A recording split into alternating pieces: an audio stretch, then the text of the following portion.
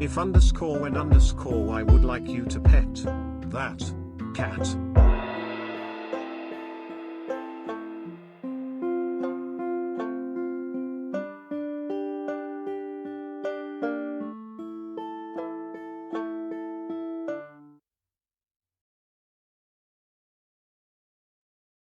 And so we begin again, some more with Planescape Torment and a Jasmine.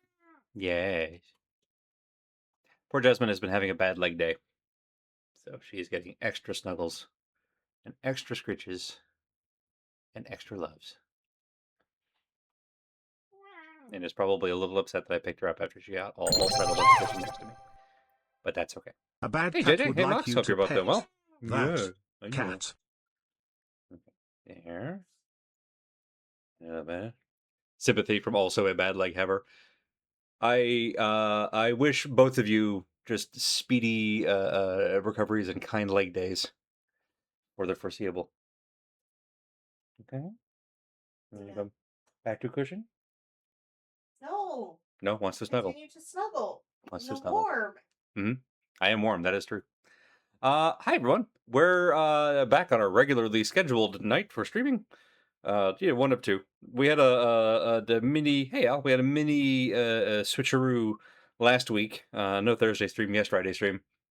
If you missed that Friday stream, we lost our skull. That happened last Monday, and we found the skull again almost immediately, which was a surprise. But the person who had our skull was like, "Well, it's my skull now, and I only traded for a fantastic skull." And we're like, "Well, Morty's only a sort of okay skull," but we headed back into our tomb, the same catacombs that we had been in before. Yes. Which had a variety of skulls on offer, but only a handful of which would count as special. So we talked with the zombie Stale Mary, still an all-timer of a name. And it sounded like she was like very okay with just giving up her skull. Do you think Stale Mary would actually like going to space sometime? Do I think Stale Mary would like going to space? Yeah. As in Project Stale Mary? Yeah. Could we do a crossover? I'm actually very happy I got there as quickly as I did. Project Hail Mary, great movie. Haven't read the book. Great movie though. But yeah, Project Stale Mary. So we completed Project Stale Mary. We took this skull back to Lothar, I think his name was, of the Hill People. And he agreed it was a fantastic skull, and he gave us Mort back. And I really feel like we sort of traded down. But we got our boy back, and now we went from the lower wards to the upper wards. Wasn't that big of a trip. And now we have just our run of some of the most interestingly named establishments in the game so far, which is saying something because this game does interestingly named shit very well. So you must have good air conditioning because my cat does not want to snuggle. I mean, in her defense, she's also 18, so like her needs for warmth are pretty high on the list. Yeah, hey. We have gotten cat beds that like have a space blanket layer. We have cat beds that auto like heat, where it returns the cat's own heat to them, so the longer they sit on it, the like warmer it makes them, which is honestly very cool, I think. Used to have blankets like that when I was camping back in the day. She had a run-in with Kenshiro. She was already dead. Ome wa mo shinderu. Project Hail Mary, the movie, follows the book pretty closely, though it does condense quite a lot. That makes sense. I genuinely like Weir as a writer, but yeah, there's a lot of additional nerdetry that kind of comes along with, and I don't know that you could fit all of that into a 2-hour runtime. But the Martian, I also thoroughly enjoyed the movietization of the cinema, whatever, the movie to book translation of The Martian was I thought also very fun.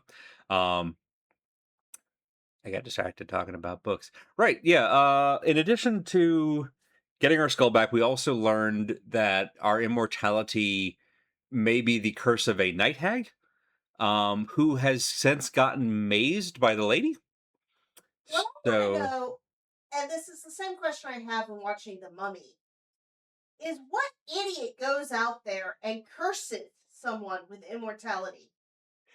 The And not themselves. the fantastic question, the sort of intrinsic question raised by 1995 summer blockbuster The Mummy, I think it was 95, doesn't matter, is like, if your curse includes a byline that's like, well, if they ever break out, they'll become the most powerful being in all of creation and also unkillable, then is it a curse or is it superpowers on layaway? And that said, not a lot of horrible stuff has happened to us since we woke up on a slab. So in our case, it might actually be a curse. Like, we might just be stuck with Mort literally for all time. What are we gonna do? Lestat it up? We should Lestat it up. Listen, we took all the charisma and none of the wisdom. I think I got the spirit of the book pretty well. Excellent. Yeah, speaking of book to screen adaptations, never read Anne Rice. But I hear from my partner that the Interview with the Vampire show and now the Vampire Lestat show are very clearly deliberately deviating from the source material, but in ways that seem like they are additive. Is that captured pretty well? Like, it's evolving in a very good way, it seems like, which is, I think, neat and cool, and I like it when adaptations do that. On a completely unrelated note, I've been playing through the Final Fantasy VII Remake games because they were on sale. And I like when media preservation isn't the guiding star, which in that case it isn't, because you can still play original FF7 on like modern hardware. I like when an adaptation gets funky with it. The RE4 remake also was like, hey, we have a lot of things we can fix with this. What if we do that? And it's like, yeah, actually, I kind of appreciate people being willing to be like, what if we'd made fan fiction of the thing? And it's like, yeah, okay. I think that in some cases, again, when media preservation is not paramount, I think that rules, and I like it when people do that. Really, somehow they've managed to make Lestat even more Lestat-y? Do you think Lestat has like full on been Flanderized, like he's become a caricature of himself? Not yet. Okay, not yet. They're just sort of deepening into he was ridiculous to begin with. I was about to say, Lestat was already kind of a cartoon character, right? So just taking that and going further in that direction, it's like, who would you notice? And they're exploring the defensive obfuscation, the defensive camouflage he uses. Yeah, I have appreciated. Is it Sam Reed? I think is the actor on the adaptation for the Vampire Lestat, has done, I think, an exquisite job of communicating the unreliable narratorness in real time, which is wonderful when you can execute it. It's an entire show of incredibly catty gay vampires. It's one of the very first lines in the show. This is not a spoiler, I promise. Is Daniel welcoming Lestat back to the like group's tour bus with "The Contessa returns," and I think that sums up most of the show. Yes. All right, let me catch up with y'all. Hey, Bedron. 7 Remake is also a direct sequel to FF7 more than an actual remake. That's true, and I actually really appreciate that.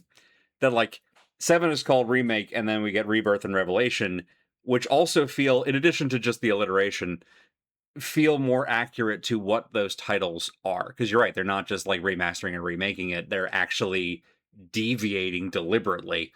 And I'm tentatively excited to see if Revelation can stick the landing, because like Remake and Rebirth are I'll talk about this vaguely to avoid spoilers for those still curious about it, but they are playing with the notion of meta narrative, as in like this trilogy of FF7 is in conversation with the original and with the fandom and with the time that has gone from one to the other in a really fascinating way, to the point where it almost directly acknowledges diegetically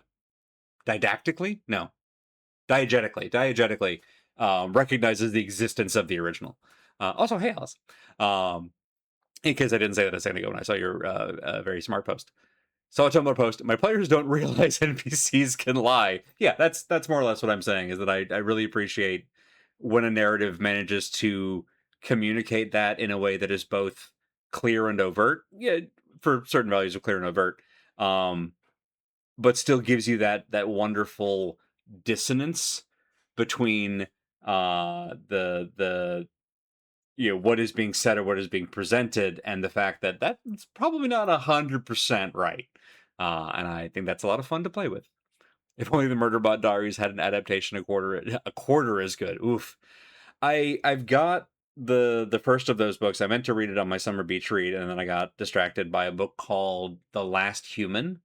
But I've still got Murderbot on my list. Haven't watched the show at all. I think is that Apple TV? It's one of the services that we don't have. So I haven't started that one. We could kind of sort of shell game our different subscriptions so that we're only ever paying for like two. But there's, well, Well, three. it's no, but one it's of them is never shell game. it's Dropout and then whatever else, and then we just sort Sure. of loop the second one around because paying $60 a month is just cable, and we don't want to be doing that again. Especially when we still have to watch ads on all of them. Not Dropout. Dropout's great. When Revelation comes out, I'm streaming the whole thing, starting with Remake again. Hell yes, I'm excited for that. There are so many fun bits right now. I think okay. I know this has nothing to do with Planescape Torment, but as long as we're in the weeds, let's just keep hacking. So I just finished Remake, and because of the on sale version was the Intergrade, the original game plus the like Yuffie DLC.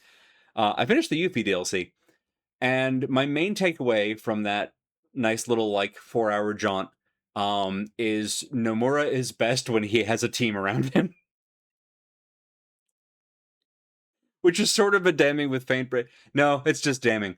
That like the Yuffie intermission. Yuffie is great. I love Yuffie as a character, and I wanted that DLC to like give me more of that character in the way that I think the base remake did such a great job adding three-dimensionality to Aerith in a way that the original game kind of left implied. And I really kind of loved that. And Yuffie was just sort of a cartoon. And a cartoon in a like Kingdom Hearts game, he said with derogatory after it. And that it was just right. It starts out so good, and then it goes off the rails halfway through, and it's kind of beautiful in a terrible, terrible way. It definitely hits that like B movie, the sci fantasy nonsense towards the end with Nero, where it's like if we just jump several sharks, maybe we get back around. But yeah, I like it was fine, and it plays great. But there's a lot of it's almost. I wish the intermission had either gone full gonzo and stayed in like Bugs Bunny land the entire time, or tried to pivot to like serious and maudlin sooner. There's a way that you can do that at the 11th hour and like gear shift, and I don't think they did it. And so, but like that's the fact that it's also mercifully short, so it's like that's fine. It doesn't like ruin the game or anything like that. But I like Yuffie a lot, and that's all right because I also have Rebirth, so I can get more of one of my favorite characters in that. Right, a paradigm shifting without a clutch. Well said. And yes, just like Hideo Kojima, just like George Lucas, the more that Nomura is sort of held up as a god and let run, because like sort of like a Mono and a lot of creatives, honestly. Nomura has a style and a vibe and an energy, and that's good. You should absolutely have a flavor. There's the old like vignette about the artist who is like, I don't like your work. I should hate your work. If it's not for me, I should hate it because that tells me that you've done the thing 110%. And Nomura is one of those kind of directors. But also, I think that energy works best when it's filtered through like a collection of other people going, what if we didn't go completely silly with the leather and just reined it in just a little bit? No. So that's my opinion. I think Nomura at like full volume is not for me, I guess is what I'm saying. Because it's just very gonzo. The same Nero from Dirge, I assume there was also Bad Road, because you streamed this. Weiss or Vice was also in Dirge, I think, and makes like a cameo appearance. Spoilers, I guess, for the intermission. It doesn't matter. It doesn't change anything on the plot. He's just there as it's that guy kind of thing. But yeah, we see Vice and Nero, who I think were in Dirge of Cerberus. Was Yuffie was also in Dirge? Okay, maybe that's the piece I'm missing. Maybe there was more emotional resonance if I had paid more attention. Yes, Weiss the Immaculate and Nero the Sable, which I thought was very funny because he has wings, and I'm like, that's not very cat-like at all. But I don't want to tell you how to make your cats. Yuffie has to fight cartoon bosses from external media that I was really hoping were going to be discarded because holy shit, the old FF7 sequels are so bad. I said this before Bad Road, and I will say it again. I adore and appreciate from afar your willingness to stream games of a particular era between the Blood Rain games, and then was it Hybrid Heaven? God, that was actually fantastic. I'm really glad that you streamed that one, and then also Dirge of Cerberus. And it's like they don't make them like they used to, and there might be a reason for that. So that was kind of great. Are sables weasels? Maybe they are. Maybe I'm thinking something different. Sable. Oh yeah, species of marten, an omnivorous mammal. They do look kind of cat-like. It's my era. You're right. You're correct. But it's just I say about to stream Planescape Torment. I think I would go mad in an unsexy way if I were streaming some of the things that you have put on, which is why I greatly appreciate that you stream it, because then I get to just sort of watch, which is, I think, honestly the best way to experience some of those games. Numero works so well when he has a dedicated slapper sitting next to him at all times. If I ever become a full-time artist, that's going to be on my rider, where it's like I need a dedicated slapper, probably 10-20 hours a week, pay them whatever they want, and that's going to be the thing. Hey Bob, wonderful timing. You are older than me, but my era is older is also an incredible sentence. That was me, but for music. I grew up in a household where I was constantly listening to stuff from the 60s and 70s, which, luckily is a very good era in a lot of music. But it meant that, I went to high school and I didn't know any of the pop music, but I knew Zeppelin, which is not necessarily something I'm proud of, but it is a funny anecdote. And on that anecdote, it's been so long since I played baseball, I have no idea what my ERA was. Oh, you're a pitcher. Neat. There's several new stats in baseball, by which I mean literally only within the last 10 to 15 years they've actually been tracking. But I'm gonna have to look this up. Give me 1 second. There's one that I always crack up at the acronym for. The football version is YAC, which is yards after catch. And so you'll just see a little stat block if you're looking at it, and it's for receivers they have YAC, and it's man, you really want to have a big YAC. What's the? Give me a second. I'll find it. It's in here somewhere.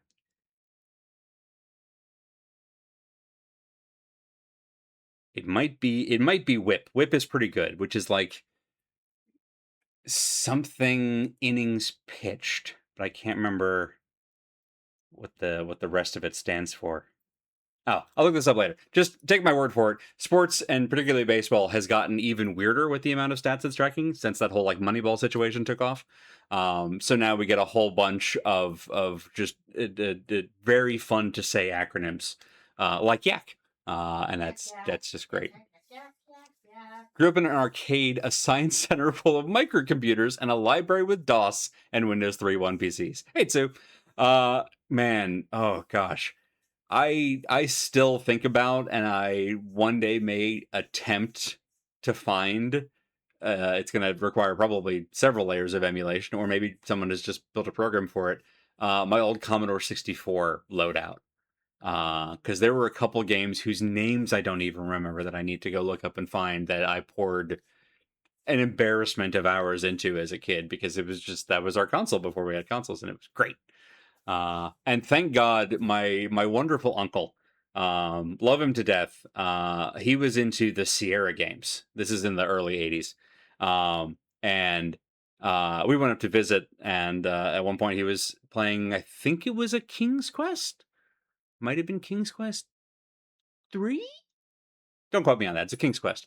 And we watched him playing it, and then we're like, "Oh, this is so cool! It's like a whole little story, and you're a little guy, and you can do anything. You just have to type the things." And so he let my brother and I play for like 5 minutes, and we died immediately because it's a Sierra game, and that's how they went. But yeah, I mean that immediately kind of got me away from adventure games, so I never went down the like Maniac Mansion, Monkey Island, the oeuvre, and I think that was healthy for me. Honestly, I don't know that I would have handled that super well. Hey, look. At least Gandhi didn't make you cry. At least Gandhi didn't make me cry in Civilization 3. I also didn't get to. I think I got to 4X games when I met some of the people who were in chat, and we were playing StarCraft and like Total Annihilation briefly.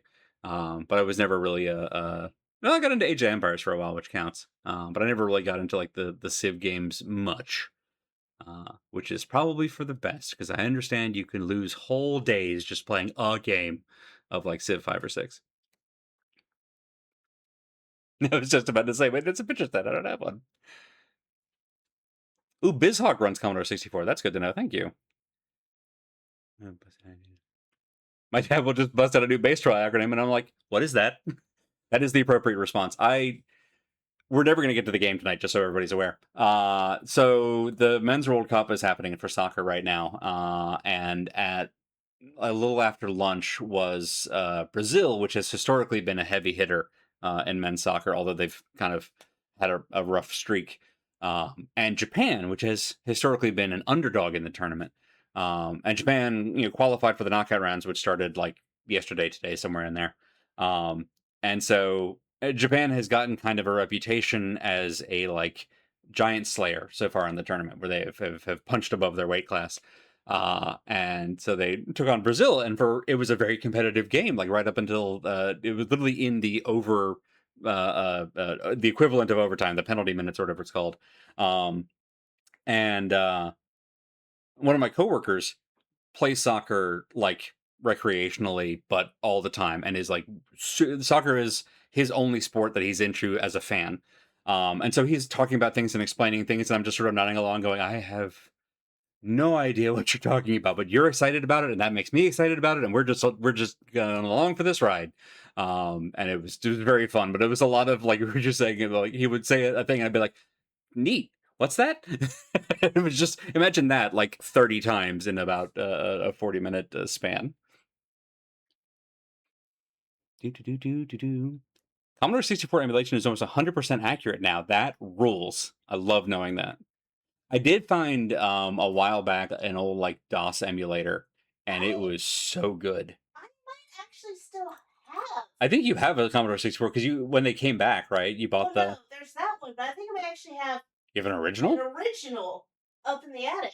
Hell yeah! We just have to actually figure out like if I have to put the parts back together. Well, there's the parts back together, but also the like floppy disk will be hard. In order to connect that to anything, we'll need like a weird chain of dongles to bring it forward through time. A weird chain of dongles. We do have a weird chain of dongles. We're those kind of nerds, which is to say, nerds. Let me catch up with y'all. Started out as a right fielder because when the whole team was like, 7? I was basically the one guy on the team who would actually pay attention in right field, but wasn't good enough that I obviously needed to be in the infield. Also played left field sometimes, and then eventually wound up as a third baseman several years later after a regular third baseman got hurt. That makes sense. Outfielder to third or first base. Pardon me. Third base in particular is a fairly normal progression. I understand. I was a catcher for a long time, which was I didn't even realize at the time was sort of what's the word? The foreshadowing for the rest of my life, because the whole reason that they made me a catcher. One was because I had to do the least movement, and I was a strong guy, so I could like guard home plate. but I did not like running around a lot, which is the thing you have to do in the outfield or on the bases or whatnot. But the other reason I was a catcher was because I was the only person who could remember all the signs, so I could actually like communicate with a pitcher and know what I had just communicated in real time, which was apparently very difficult. This is, for context, this is Little League. So just my ability to know, because again, in Little League, there was really only 3 signals, which was fastball directly down the middle, curveball, which was somewhere else, and then like intentional walk, and that was the only things that we had to communicate. But I was the person who could clearly communicate that and signal to a pitcher and know that they had received that, and it worked out pretty well. Our Little League actually like went to there was some kind of like, they gave it an oversized name. They called it like Tournament of Champions, which is silly because we'd never won. And it was only like 1 pair of teams out of like 5. But we were the 2 teams that had the best record, so we played and then we lost horribly, but at least we got there, and that's something. My words are backed by nuclear weapons. Yeah. Yeah, that was I feel like the Gandhi diplomacy glitch, the overrun error, is one of those like legendary ones. Up there with Spice. Closest I ever got was Warcraft. Okay, that's actually, no, you're absolutely correct, because I first got into PC gaming through Warcraft and Warcraft 2. Which I guess, yeah, I think more like 2X is a very accurate portrayal. But yeah, those were still like tactics kind of games, real-time tactics or real-time strategy games. What do they call them? I didn't think you were allowed to punch in soccer. I mean, you know. You are actively avoiding a specific conversation. I'm seeing stuff about AO3, but I didn't see the root of it, so I figured you and Mox are just having, you know. Talking about interactive text games. Oh, interactive fiction. Yeah, fair. Depends on what kind of activity you get into. Let's see. What body parts do you use to interact with it? The fun ones. Aha, aha. See? This is why we get along. Is that why it was a center too? Yes. Well, actually, yeah, because I wasn't doing a lot of the communication, but I had to understand which count was the proper count. In football, you don't need to know any of this, but I'm going to tell you anyway. There's we have hit the 15-minute count. Oh, so we started streaming at 6:45. It's been half an hour. And no video game has crossed the screen. It's not important. What is important is in football. I just said it wasn't important, and quote me on that. But anyway, in football, a quarterback will call when the play is supposed to go and everybody's supposed to jump. And if either team, particularly the line of either team, jumps early, that's a penalty. And so, but you also want to try and catch the other team off guard. There's a lot of deception in football. Let's not overplay it. It's not chess. But anyway, so one of the things that quarterbacks will do is that they will let a team know ahead of time, this is either the count or this is the word that actually means go. And then you'll hear a lot of like, that's the classic like hut hike, is that the huts are trying to draw the other team into moving, or catching them off. But you've told your team, okay, on 5 we're going, or when I say like blue 24, the next one we go.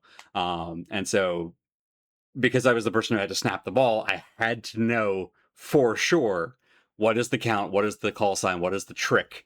Because once I start moving, everybody starts moving, which was kind of fun. Counterfeit monkey. This is incredible. Espionage. Love espionage. All right. I'll bookmark this for later.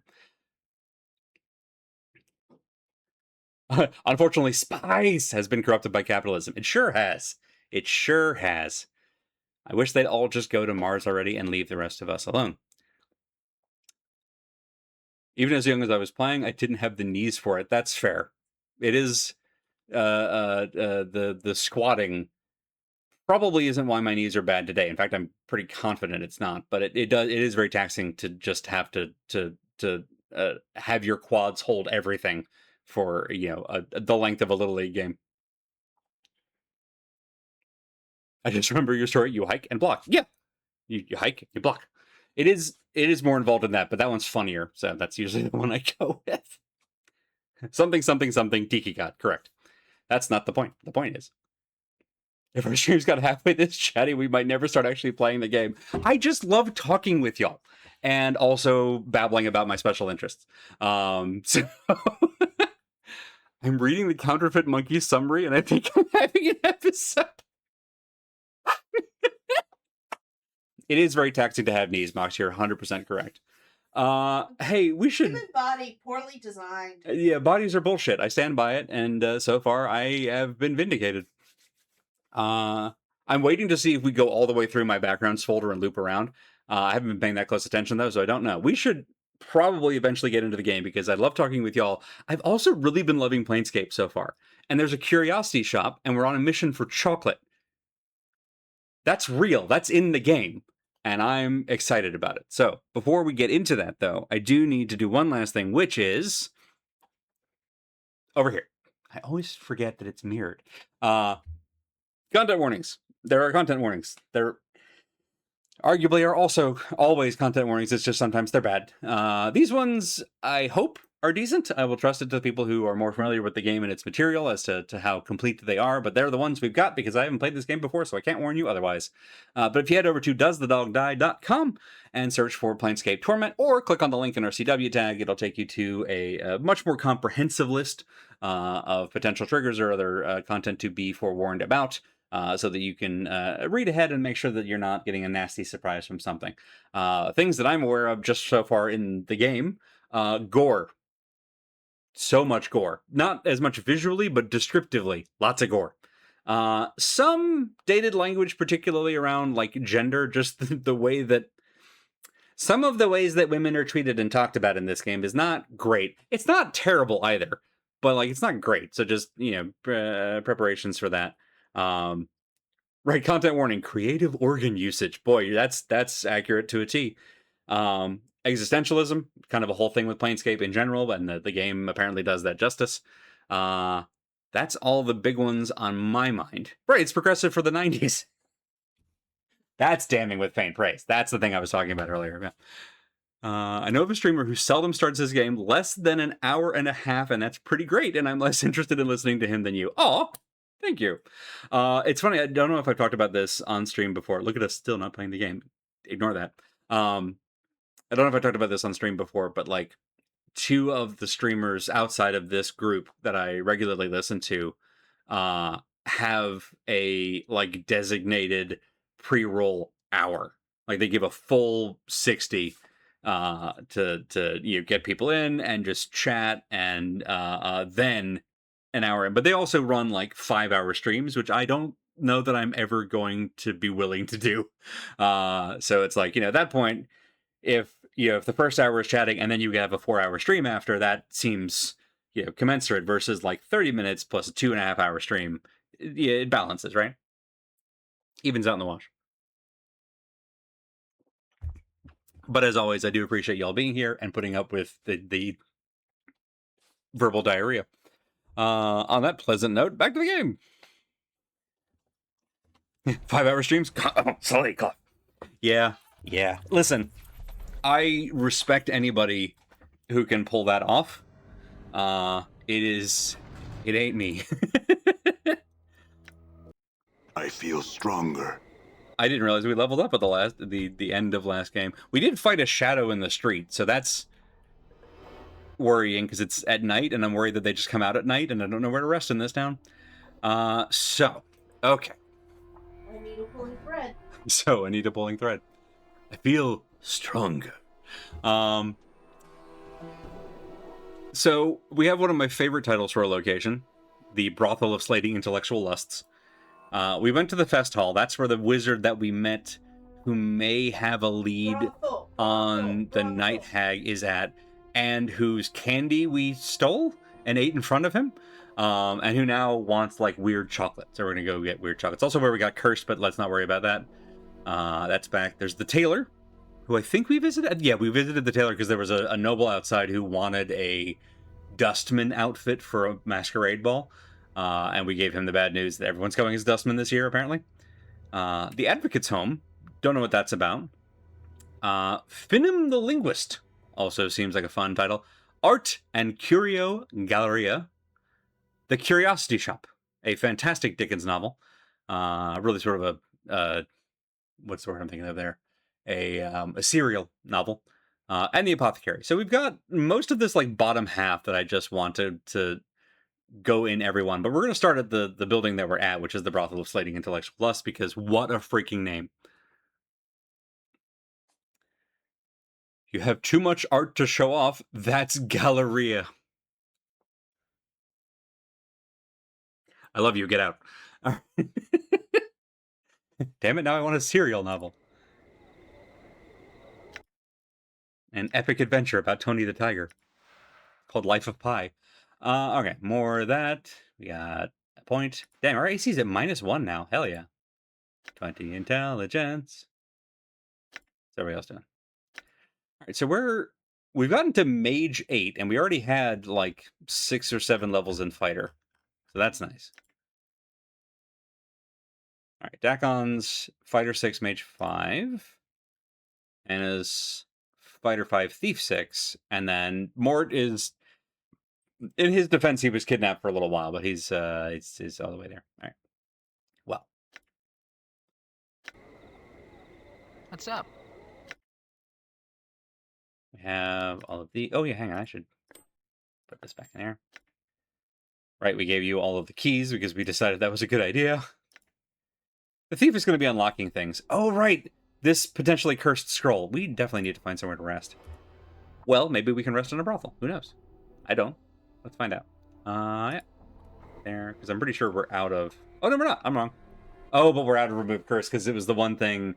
I tried to remove the hiccup curse, but it was a resilient curse. So we do have to wait one more day on that. That's fine. At least we have our other spells. This way. A mystery novel about a serial killer. I'm gone. I said get out. Hi, you have wings? Oh, fall from grace. Well, that made my partner giggle, so clearly that's going to be important. It's a great name. What else we got? Delora? Pick a good accent for falls as well. Pick a good accent for false. All right. I mean, with a name like that and being like Asimar or Celestial, it feels appropriate. Vivian, hi. Motrons! Motrons, hang on. Motrons! Love these little guys. This strange cubic creature seems to be as much machine as it is organic. As you approach the thing, it silently stares at you with wide, unblinking eyes. Its face hasn't the slightest trace of emotion on it. Come on, Chief, we're in a building full of some of the sexiest shits this side of the multiverse, and you're stopping to talk to Motrons? Ignore Mort, greet the Motron. Its voice has a metallic, reverberating quality to it, as if it were more a sound played out of some warped musical instrument than true speech. Your greeting is returned. There's a soft click as the creature blinks. An awkward silence hangs in the air between the two of you. I love them already. Fun fact, this brothel is the first place in Sigil that I learned about. Yeah, there you go. Questions? Identify yourself to us. Again, we get to... This is like the 4th or 5th time that when someone asks us who we are, we can say we're Adon. And I still don't know who Adon is. He's some It's guy that we are fun. absolutely framing the hell out It's of. fun playing with this live, but I'm going to be honest. I'm not sure who I am. We would know why this is so. I don't know myself. I can't remember.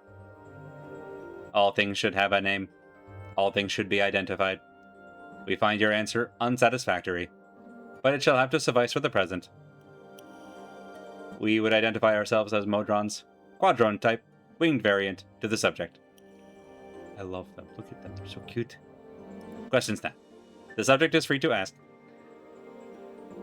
Do you know anything about Ravel Puzzlewall? That's the night hag that we're looking for. We know nothing of any being or object possessing such an appellation. What are you doing here? Our purpose here is observation. What are you observing? We are observing one of the establishment's staff. Whomst? As previously stated, we are observing one of the establishment's staff. Yeah, but who? The object of our scrutiny is named Delora. And why? Stalkers. We have not been informed as to the specific purpose or purposes which resulted in our being given our present task. The command of our superior pentadrone, right, the more sides you got, the higher in the hierarchy, is sufficient reason to perform said task. As such, the purpose of purposes is irrelevant to us. I love it. No spoilers, you'll love the climax of the Adon plot point. Fantastic. What can you tell me about this place? I'm not going to read all of this in Modron voice because it's just a lot. Exact coordinates of the surface. The building itself is known as the brothel, yada yada yada. The students of the school are primarily females who attend to, at some point we have not determined and which varies from student to student, become a factorum of the Society of Sensation. The Sensates. A faction whose core belief is that, with experience, comes true understanding of the multiverse and its secrets. Cool. As you were. They got their marching orders from one of Bad Road's magic decks? It's Pentachrome, yeah. Right, the polyhedrarchy is incredible. What a wonderful... English is broken, but sometimes it can be broken in fun ways. Let's quick save before we start talking to anybody important here. I'm going to say Fall from Grace until we've talked to Delora about the whole Modron situation. The dark-haired, pale-skinned woman has a cultured, refined look about her. As she turns to you, you note that her eyes, which you had previously thought to be gray, are the color of brushed steel. Greetings! The woman's voice is soft, calm, and without inflection. It has a certain far-away quality, as if somehow not attached to her. Greetings. I am called Delora. May I serve you somehow? Can you be specific? She blinks her eyes, then touches her hand to her heart, bowing her head slightly. I am able to debate any scholarly or academic matter quite proficiently, if that's your wish. I'm also well versed in various games of strategy, should you wish to play something, though I have the materials for few such games here. Shall we play a game? Is brushed steel not gray? I guess maybe it's a gloss situation more than hue. I don't know. Something for something of a more physical nature. No. That's debase, not debate. Could I just ask you a few questions? I am willing to serve you as a patron, but have no wish to answer other questions at this time. My apologies. I fear you'll simply have to bear with me for the time being. Anything I can help you with? Updated my journal. Haha!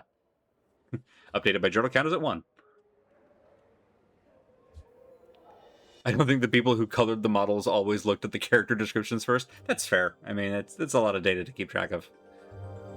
There's a couple ladies in here with the wrong color hair. She looks up from the floor and into your eyes. Once more, you're struck by the pale smoothness of her skin, the cold depths of her silvery eyes. No. No, I fear not. My troubles are a matter of the heart. In time, I think, all things shall be resolved. Are you sure there's nothing I can do? Certain? Delora pauses, as if thinking. No, I'm not. My first love, Merriman, possesses still the keys to my heart. So long as he has them, I shan't be free to love another. This is the cause of my melancholy. Then I'll find this Merriman? No, we're not gonna barge in here. Why don't you seek him out? I may not leave this place. The reasons why are deeply personal and not to be shared with strangers, even ones who might bestow a kindness upon me. Snoop. Suffice to say, I cannot seek out Merriman myself. Then I'll find him. Updated my journal. Delora nods, the slightest hint of a smile appearing on her lips. She bows her head. Were you to find and speak with Merriman, I would be most grateful.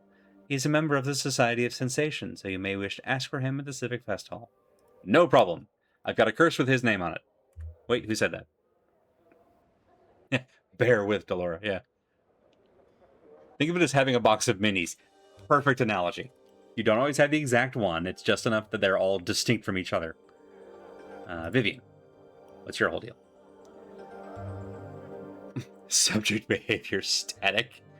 She's just standing there. This tall, elegant woman with her sharp features and regal demeanor is a striking example of aristocratic beauty. Her clothes appear to be spun of silver thread, and a small phial dangles from her necklace. She's perfumed with an exotic, erotic scent that seems to draw you towards her. Greetings. She looks you over, arching an eyebrow with what you sense to be disdain. Greetings. My name is Vivian. Am I to presume I'm being summoned? No, just questions. Go on, then.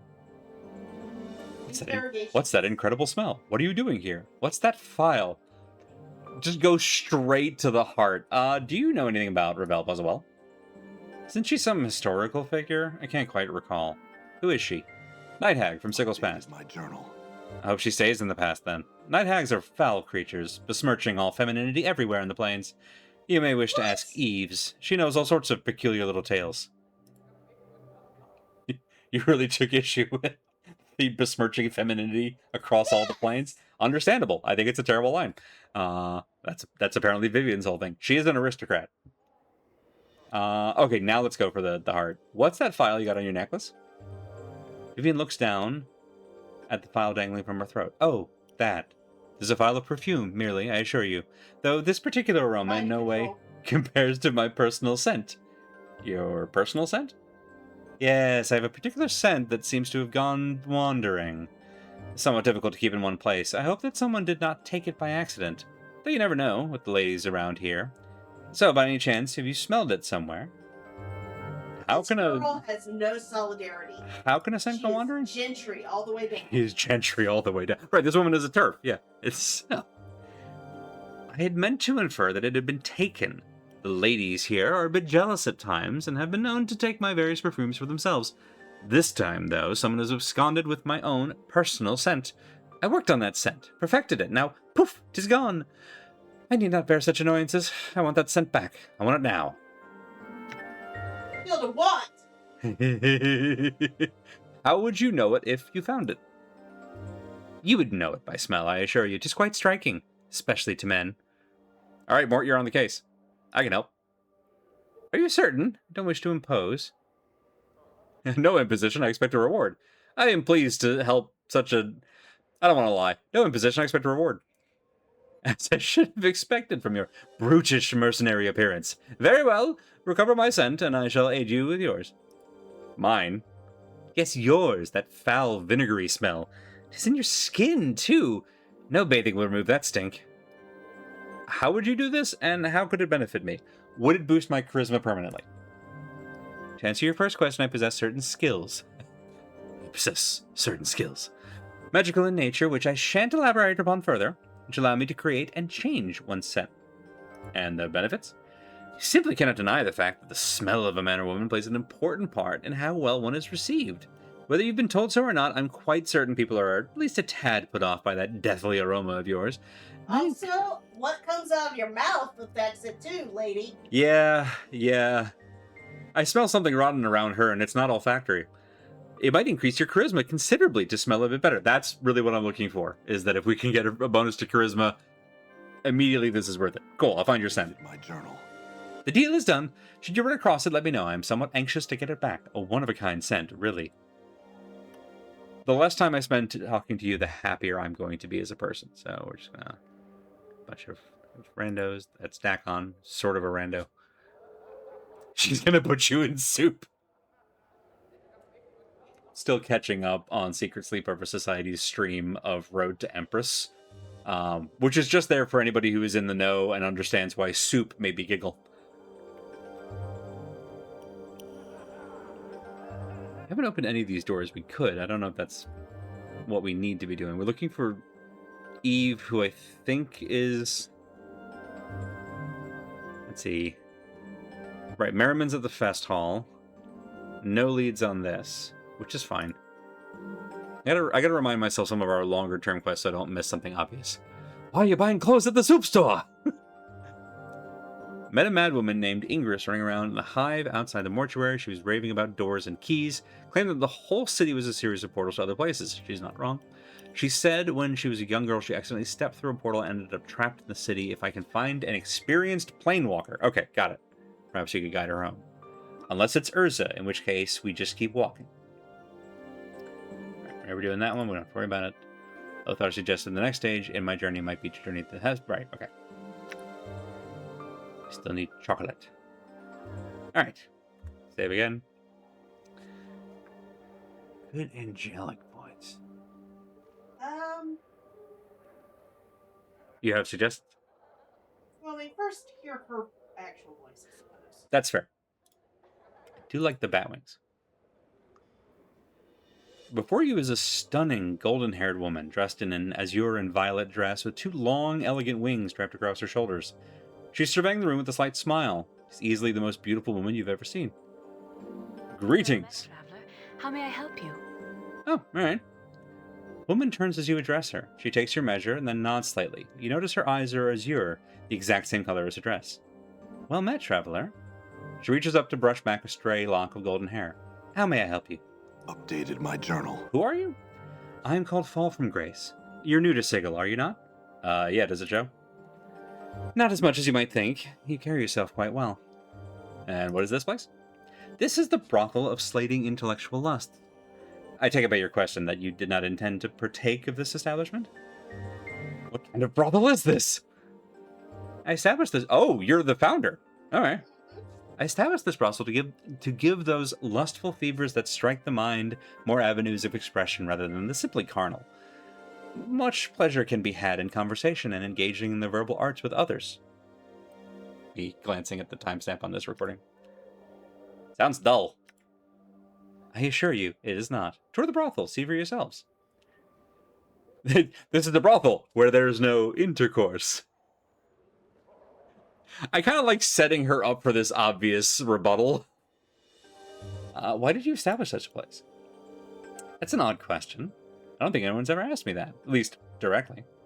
I didn't mean to be so direct, I was just curious. Oh, no apologies. I'm more than happy to discuss the reasons with you if you wish. Please. Part of the answer to your question requires that you know that I am a member of the Society of Sensation. That tracks. Our faction believes that one should experience as much of the multiverse as possible. And that's why you established this place? This brothel is intended to slake the lusts of even the hardened intellectual. It's designed to stimulate the mind, heighten one's awareness of themselves and others, to create new ways of experiencing another person. It's for those who seek something more than the shallow physical pleasures that fill a hive and lower wards. I see. So this establishment just encourages intellectual fencing rather than the other kind of fencing. Women here must be special indeed. The women here are aspiring sensates. They've come to me in search of instruction to prepare themselves to enter the faction. Also, many of them have a natural grasp of language that can shatter the crust of the most hardened individual. So the ladies here are ladies in training? Yes. I hope that by learning the art of language and its subtleties, the patrons and the students here may learn more about themselves. One is only as limited as their command of the language. To be able to employ language to evoke emotions in others is a tremendous skill. She's a bard. Got it. Right, Gail's favorite hangout.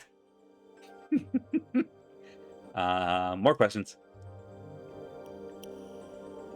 If I may ask, the wings on your back, you're not human, I take it. She's one of the fiends, one of the succubi she is. She'll take your measure, and she'll take your soul in the lower planes, so she will. Your companion is correct. I am a lesser Tanari, more specifically a succubus. I am afraid we're a little too uncommon in the lower planes and elsewhere for our own good. Most of my race spend their time seducing mortals with various pleasures of the flesh. And you do this. Updated my journal. I'd like to think I've distanced myself from that. It's ultimately a trivial and non-productive way for one to spend one's time here in the multiverse. There's much more to life, wouldn't you agree?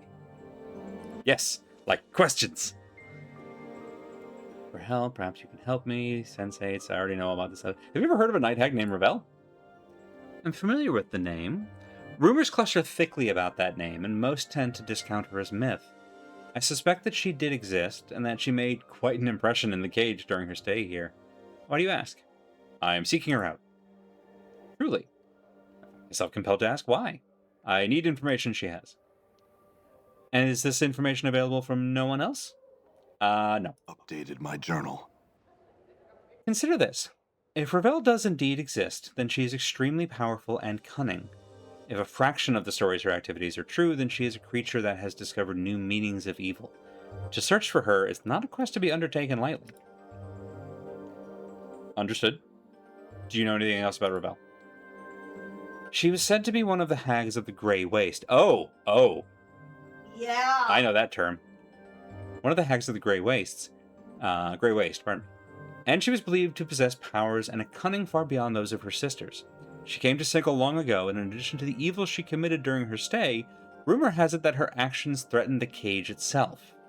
Now, she primarily exists only as fiction, a figure in children's stories. I imagine the Lady of Pain dealt with her as all threats to Sigil are dealt with. How? Updated my journal.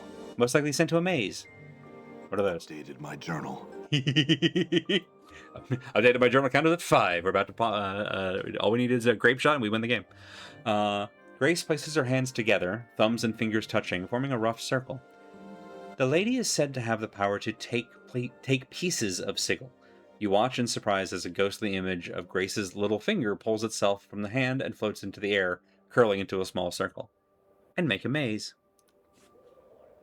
The piece of Sigil she takes holds the prisoner. There's no escaping being mazed. It can happen at any time while walking down the street, through a door, and then you're somewhere else, inside the ghostly circle. You can suddenly see a flicker of movement. Oh, pardon me, that's narration. Inside the ghostly circle, you can suddenly see a flicker of movement, like someone walking inside. The tiny ghost maze reflected in her eyes. It is said there is a portal that leads out of each maze, but they're difficult to find. Perhaps they're left in to give the prisoner hope. Perhaps they're left in to torture the prisoner. Perhaps it's both. Neat! Is there anyone who might know more about Rebel? Someone in the fest hall may know more of her. What is the Grey Waste? Updated my journal. A blighted plain that lies effectively between Beator and the Abyss. It's frequently a battleground in the Blood War. Other questions? Because you are neat and I want to talk to you more. Would you like to join me on my travels? Anna stiffens, then starts muttering under her breath. Anna, good deal. Who's to say she'll be coming with us? We don't need the likes of her, so we don't. Kiss both of them and you'll be fine. Bar that, fiendling. I'm all for the succubus coming with us. Powers know you're about as fun as passing a couch up through your bowels. Mort, you don't have bowels. You'd best latch your bone box skull or I'll you so hard you'll be picking your teeth off the spire. Travel with you? It's rather forward of you. I'd rather be honest with my intentions. You seem extremely pleasant and well-versed in the ways of the plains. A companion with that kind of knowledge would be welcome. Hey, wait a minute. I'm the one well-versed in the plains. That's my job, Chief! Having two people knowledgeable about the plains in our band seems pretty smart to me. Besides, I said pleasant, Mort. Pleasant on the eyes, maybe. Looks to me like all some shit has to do is show a little skin and you'll sign right up. Not that I mind that, really. I thought I'd mention it. He's such a schmuck. But he's our schmuck. Noted, Mort. Look, Lady Grace, excuse me if I'm being too forward, but would you care to travel with us?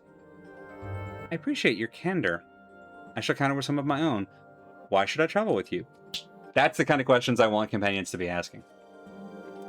I intend to travel to places perhaps no one else has ever been or could reach. She's a sensate. How exciting can this place be? Did that? Yeah. First thought, best thought. That would, indeed. She cups her chin in her hand and thinks for a moment. Yet, you're a sensate. Surely there must be a limit to how much you can ever learn here. Think you'd be surprised. If you want me to accompany you on your travels, I need a far more compelling reason. Well, I'll see if I can find one. You have her on the hook. Yeah. She hasn't dismissed the notion out of hand. So we're calling that a win. Speaking of wins, no, that's not a good segue. Because we're going to ads, and there's nothing in that is winning. But hey, we've already in a very short time met a lot of cool people, including a bunch of Modrons who are one of my favorite the little planar guys. I love Modrons. They're so silly. And I think they would find it rude of me to say that, so I'm telling you instead. I'm also telling you. What the hell was that? I'm also telling you that it's ads time. We're gonna run 3 minutes of ads to knock out pre-rolls for a little bit, and then we'll be back with more of this. See y'all then.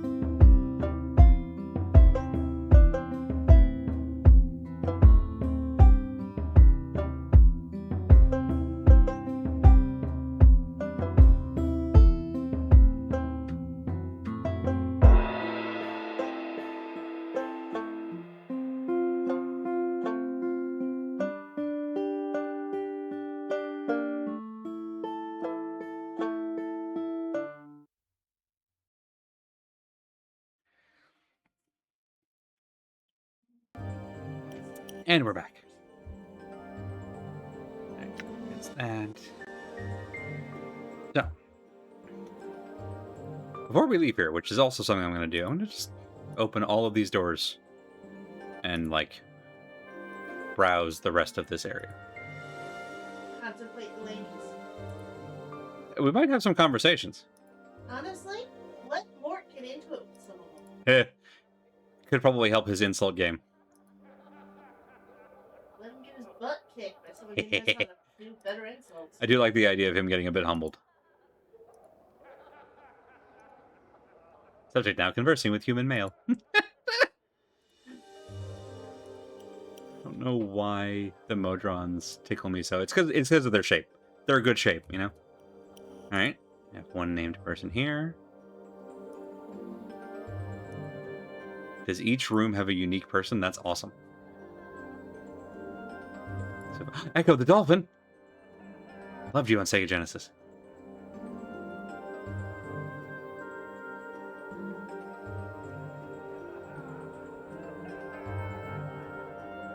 Vivian's the one who thinks someone stole her scent. There's Marissa. Alright. Stop closing doors in rooms I go in. Stop trying to trap me. Alright. Good. She's just trying to be helpful. Bad news, everyone. The rest of the stream is just going to be me talking to everyone in this place.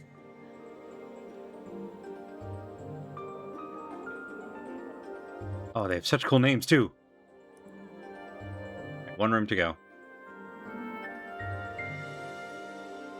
Eve!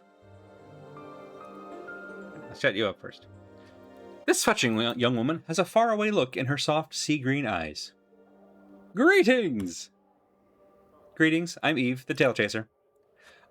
That's a very fun little pun. Hey, what a coincidence, I do chase tails. Have you come to trade, Tails? I'd like to trade tails. I'd like that very much. Mortuary, the Alley of Lingering Sighs, the Silent King, Requin's Curse! I don't know that that's the one we want to lead with. Ask one of your companions if they have a story to tell. Love setting Mort up for this. I think Dakon might actually have the most interesting stories. That's just a vibe I get. And I'm worried that Anna's most interesting stories will be painful to retell. Mort's gonna make something up, but let's see what he makes up. Me? Why do I have to tell a story? Just tell a story, Mort. Fine, fine. An elderly man was sitting alone on a dark path, right? He wasn't certain which direction to go, and he'd forgotten both where he was traveling to and who he was. He'd sat down for a moment to rest his weary legs, and suddenly looked up to see an elderly woman before him. She grinned toothlessly, and with a cackle, spoke. Now your third wish. What will it be? Yeah, go on. Third wish. The man was baffled. How can it be a third wish if I haven't had a first and a second? You've had 2 wishes already, the hag said.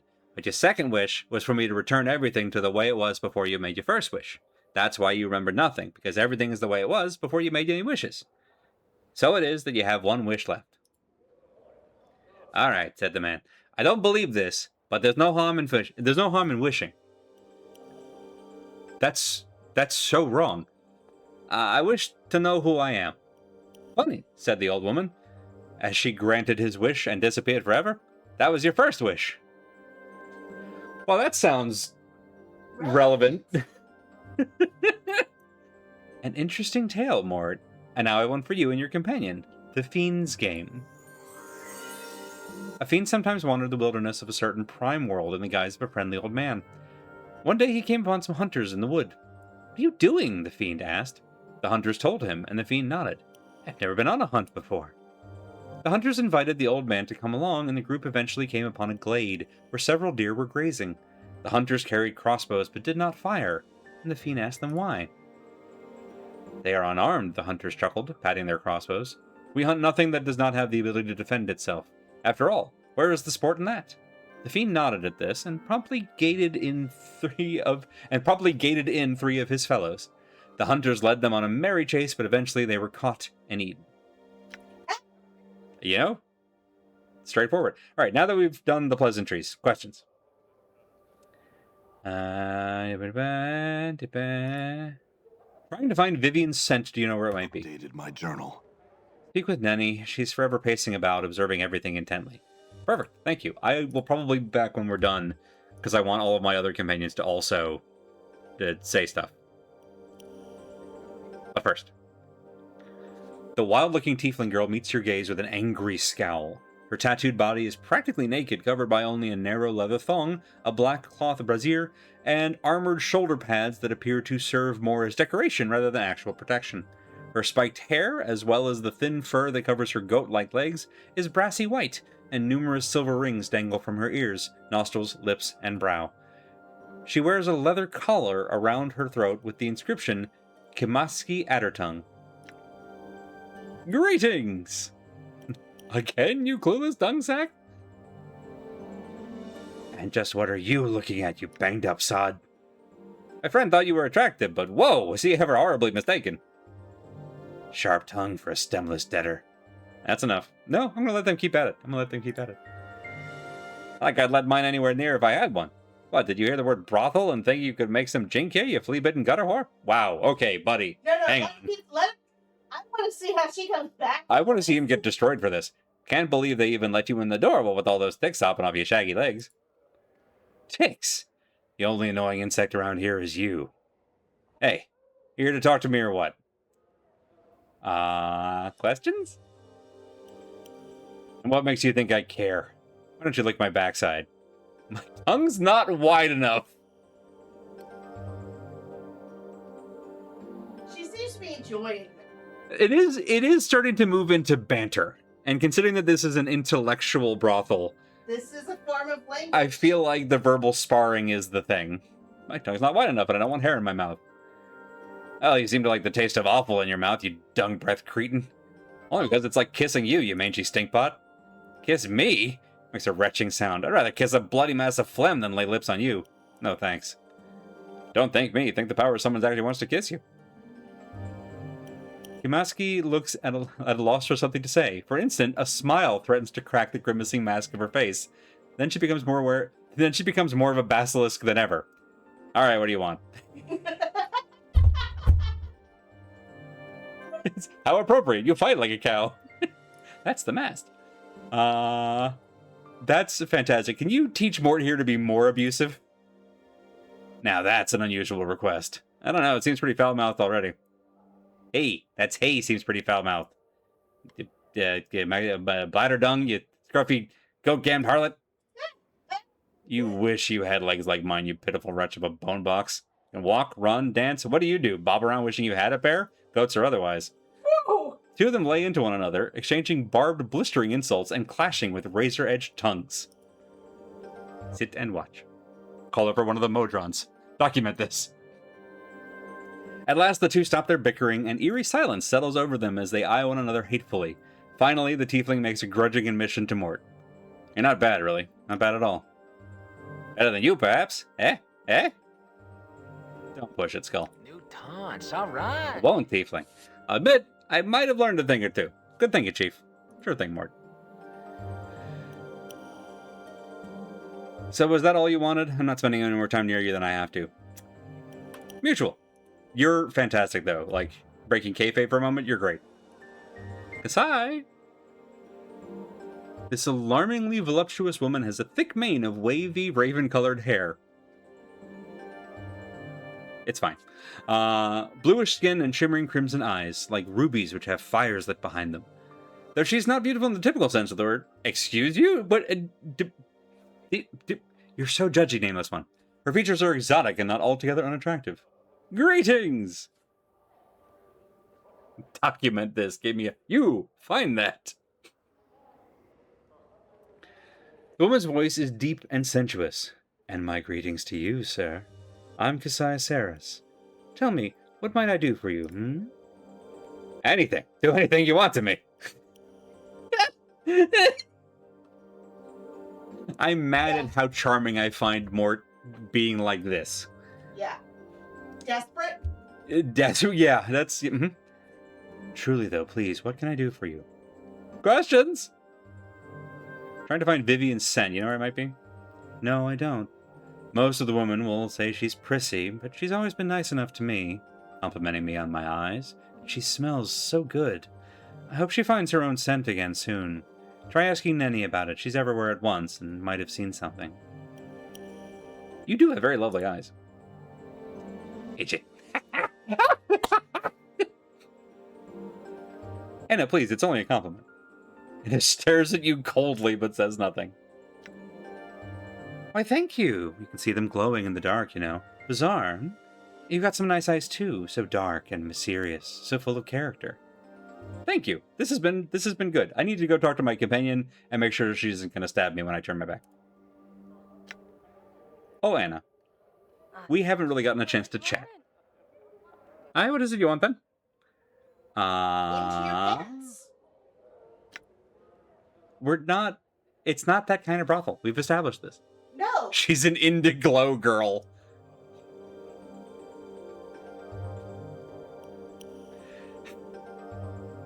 Okay. Let's see. What we got here? Elven Court. Never we went. We've already asked this, I think. That's not how you found my body. I'm not here to do like research. I want to ask about her. I met you before. You trained me in thieving skills. Have you heard of Ravel? Are you daft? Don't be mentioning her name if you value your life. Why? She's the evilest of the Grey Ladies, she is. Her voice drops to almost a whisper, afraid of being overheard. Filthy mean. With more power to toss around than some powers. Said she's all the brambles, though. All the brambles through and through. Even her heart. Said you can never kill her. Because her body's like a tree. You lop off one limb, there's always another still growing somewhere else. Across the plains. Oh, she's Wisteria. You speak as if she's still alive. Of course she is. She has to be. Why would you kill a thing such as her? That's why the lady has to maze her, so it's said. Neat. Other questions?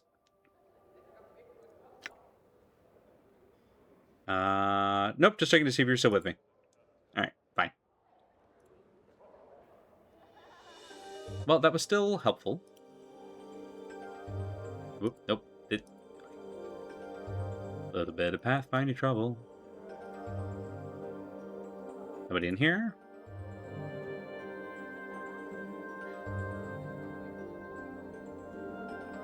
Marissa. Squinting at the figure behind the partition, you can barely make out a shapely female form in the darkness. She turns to you, but you can see nothing of her face. Greetings! Figure answers in a voice that is slow and deadly, like a steel dagger drawn out of stone. Yes.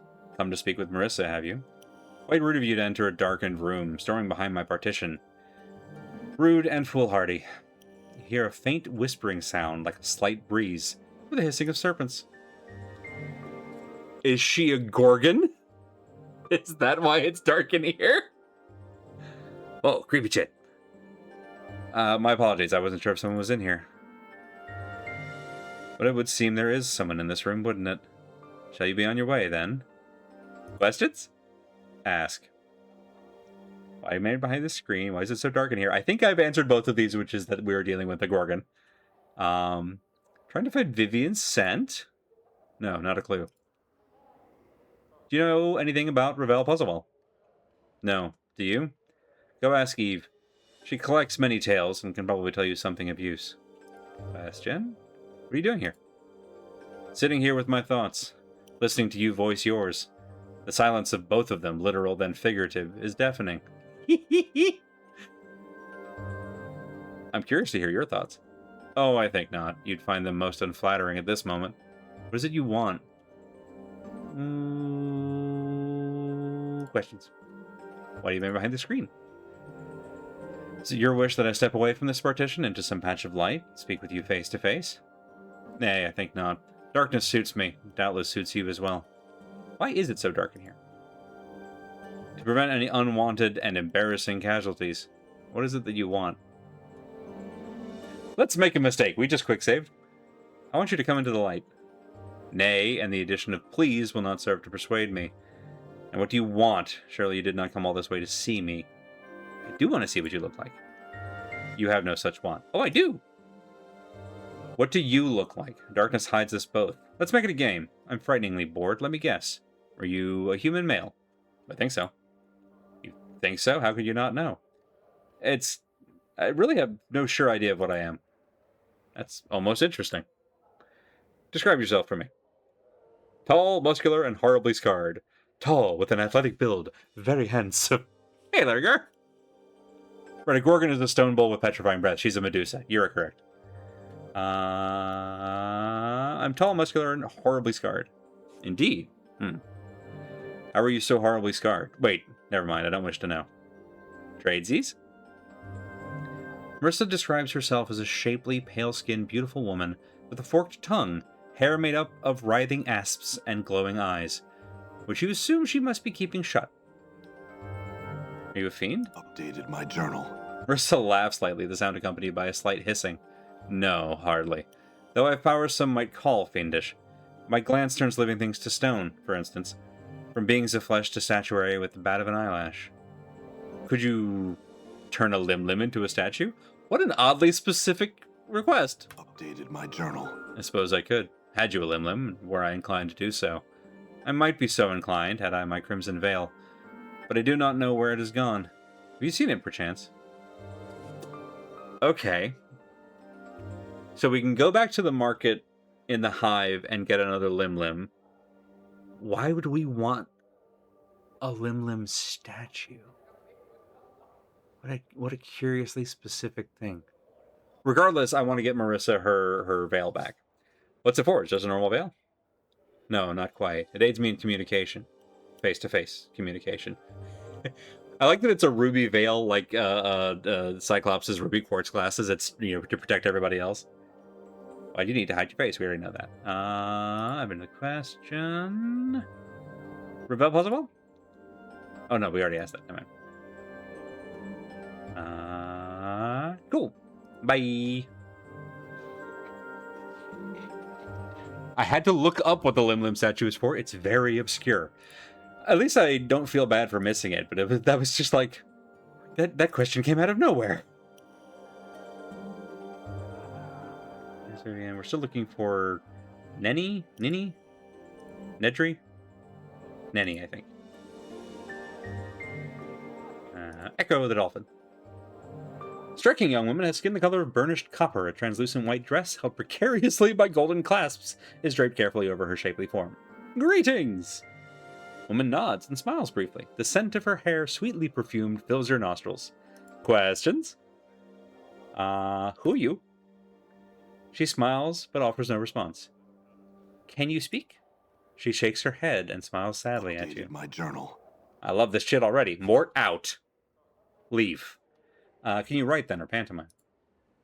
She pouts, shaking her head. May I ask why you can't communicate? She sighs softly and nods.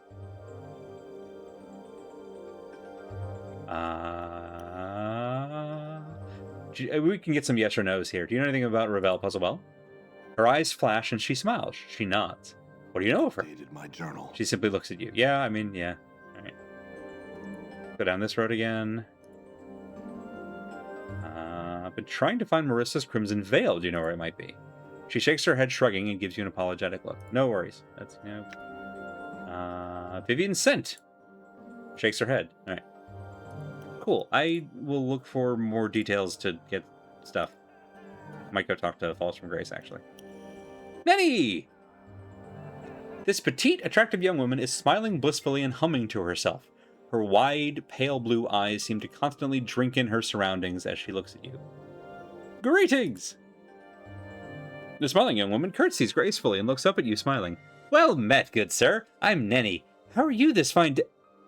Oh my, you're hurt. All over. Powers above, Chief. She's right. Never noticed before, but you're covered in scars. Mort out. I haven't let you back in yet. They're old scars. I'm fine. I had some questions. Huh? Oh, how shameful of me. Don't mind my rude staring. I'm named Nenny, and it's my pleasure to welcome you to our brothel for the slating of intellectual lusts. You have tattoos under those scars, too? What's that one? That one's... Looks fascinating. Look at the way the lines of ink. I think that's ink. Allow her to touch you. I think that's ink. Is it ink? What a pattern. Look at the way the lines intersect here. That's simply amazing. I could make it out better if there weren't so many scars. Questions. Vivian Scent. I just can't. I can't say anything bad about anyone. I'm just no good at it. It's not bad to point out a thief. I'm not sure I agree with that sentiment, but that might be the only way to proceed. Forget it and never mind. All right, it's not a bad idea to point out a thief. Oh, but I don't know if she's a thief. And he bites her lips and looks at you with pleading eyes as if he just wishes you'd leave the topic alone. Look, why don't you try to say something not nice about her? Oh, all right. Puts her hands on her hips and frowns deeply, almost exaggeratedly. You resist the temptation to laugh. Ooh, I dislike her very, very much. Was that convincing? No, not really. I knew I wouldn't be any good at this. Do you know how hard it is to say bad things about someone? It feels so wrong. Mort, would you care to demonstrate? Why don't you practice on me? I suppose I could try. Big, mean, nasty brute. Meanie. How was that? Put more accent on brute. Big, mean, nasty brute. Better. Now hit me. And then he clamps her hands over her mouth, looking shocked. Oh, I couldn't. I mustn't. How does one hit somebody anyway? Well. Oh. As someone with proficiency in fist weapons. Go ahead. Do it lightly if you have to. Remember, I'm a mean, nasty brute. I deserve it. And he slaps you. You barely feel it. She still looks shocked and frightened she hurt you. Hey, for no reason at all, the latest chapter of Deltarune, fantastic. I promise that's related. Don't worry about it. No, I'm sorry. Did that hurt? Tell me you're okay. Ow, damn, I've never been hit so hard. Oh my, oh, I didn't mean to hit you so hard. I'm sorry.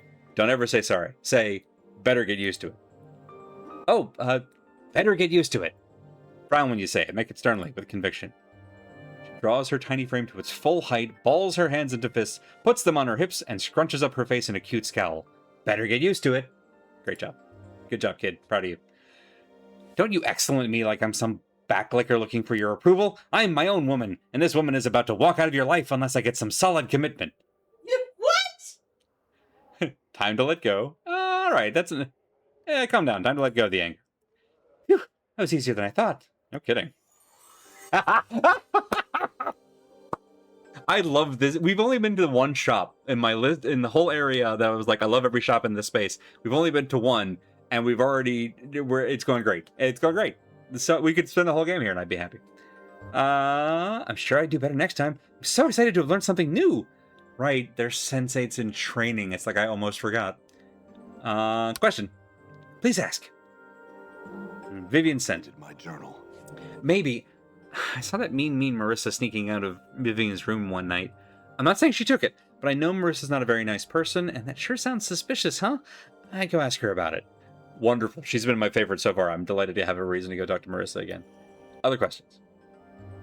Crimson Veil. My journal. I'm trying to find Marissa's Crimson Veil. Do you know where it might be? I'll bet I do. I saw that nasty Kimaxi Addertongue sneaking out of Marissa's room one night. They're both meanies, you know, but Kimaxi's really awful. Anyway, I talked to her first. Well, that's fantastic.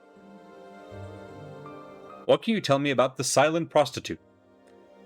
Nameless one, could you have phrased that? I mean, I guess it's fine. It could have been worse, but like... No. Not the woman in 2 rooms up? Okay, it's fine. What can you tell me about Echo? Updated my journal. Oh, Echo! She's a mysterious one, isn't she? Do you know that she never speaks? Truly! I think she was emotionally wounded so badly that she may never speak again. I bet Delora knows. She sometimes talks to the last lover Echo has when she still spoke. Neat!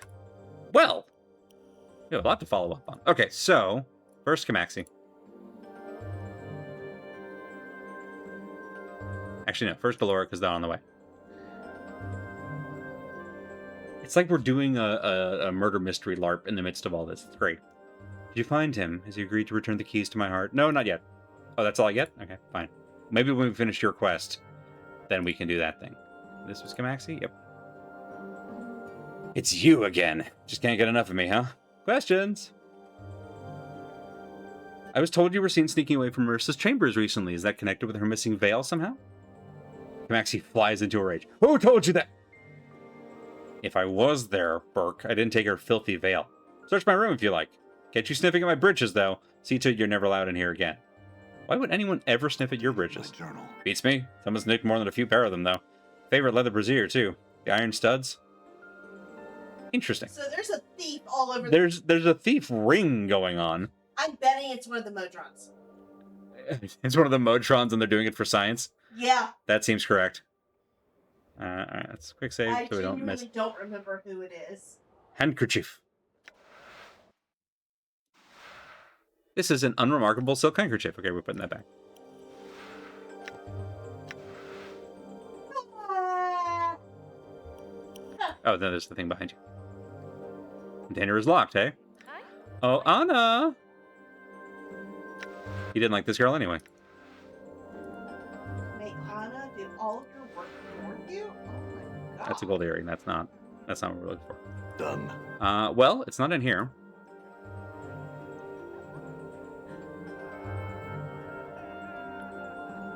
Let's go talk to Marissa about a scent, and then yeah, we're gonna start slowly finding out that the actual thief is one like entity is responsible for all of this. Is my guess. More pointless questions. I was told you were seen sneaking away from Vivian's chambers recently. Is that connected with her missing scent? Updated my journal. Marissa says nothing, though an angry hissing issue from the darkness around her. Yes, I've been known to creep into Vivian's chamber for some of her perfumes. I doubt you'll meet another here who hasn't. If you're implying that I got her personal scent, well, feel free to sniff around. You'll not find it on me or in my chambers, I assure you. Perhaps whoever took my crimson veil took Vivian's scent as well. See, this is my theory. Well, there's a lot of stuff in here, so I am going to loot. Yeah, it's not that. Not that. It's not the nothing. Alright. Well. Well. First and foremost, I think there's one person we haven't talked to yet.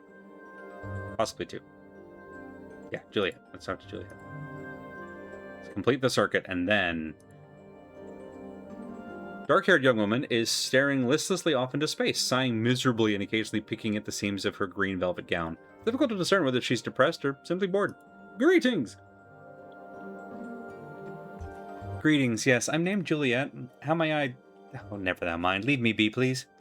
What's wrong? Nothing. I spend my days gazing into the face of mediocrity, seeing if anything can erase its dreadful, tedious passage. Is it really that bad? It is. Dreadfully boring. Maybe I could make it certain I could add some excitement to your life. These both go the same way, but through slightly different roads. No, 'tis kind of thee to offer, though. I'm already with a man, sir, and I do love him dearly. 'Tis just that I wish something more of our liaison. Is the relationship lacking? The only thing it lacks is excitement. Our families Is took... the man lacking? Our families took the news of our courtship splendidly. His siblings love my siblings, and our friends think our union is blessed by the powers themselves. All fine and good, but things are going so smoothly. 'Tis not right to have such a trouble-free courtship. I don't know about that. Dost thou not? Hast thou never heard of such a courtship? 'Twould seem that thy life is filled with a variety of problems, judging by the pallor of thy skin. Can't remember any courtships I've had, and the remnants of the ones I have encountered suggest that I may have some problems. 'Tis just that all my friends have such interesting relationships, ones fraught with turmoil, feuding families, daggers at one another's backs, poison, mad siblings, irate fathers with large swords. I have a lover whose family loves me and whom the world loves. A great source of annoyance. How I wish I could formulate someone to spice things up. Mort floats close to you, whispering, Feel sorry for our lover. He doesn't know how bad he has it. Shit like this is nothing but trouble. What did you have in mind, Juliet? I'm not sure. Some element of danger or jealousy. Something intense. Why don't you have an affair? Why don't you make up some fake love letters from a hidden affair? I can pretend to be a jealous suitor if you want.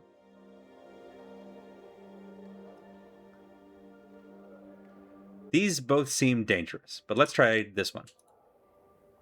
Juliet glances at you, then scoffs. Oh, I highly doubt... Actually, that idea does not half as adult as I first thought. That does certainly look dangerous enough. Art thou as rugged and tough as thy appearance would indicate? They don't make him any tougher than me, I assure you. Thou shalt do this for me, then. Sure. Excellent. My love Montague. We've met Montague. My love Montague may be found within the Civic Fest Hall. I thank thee. Cool, I'll go speak with him. My journal. Montague was so helpful to us. I guess I'm happy to know that Montague has like a happy home life with this one sole exception. Sometimes Mort is right, but the way he says it makes me want to say he's wrong. Yeah, I have like an oppositional disorder specifically with Mort. Now that's interesting. Yeah, not well. No, I'm gonna leave the book. What is this? Make to search the armoire. Its handles suddenly yank out of your grasp, and the doors slam themselves shut.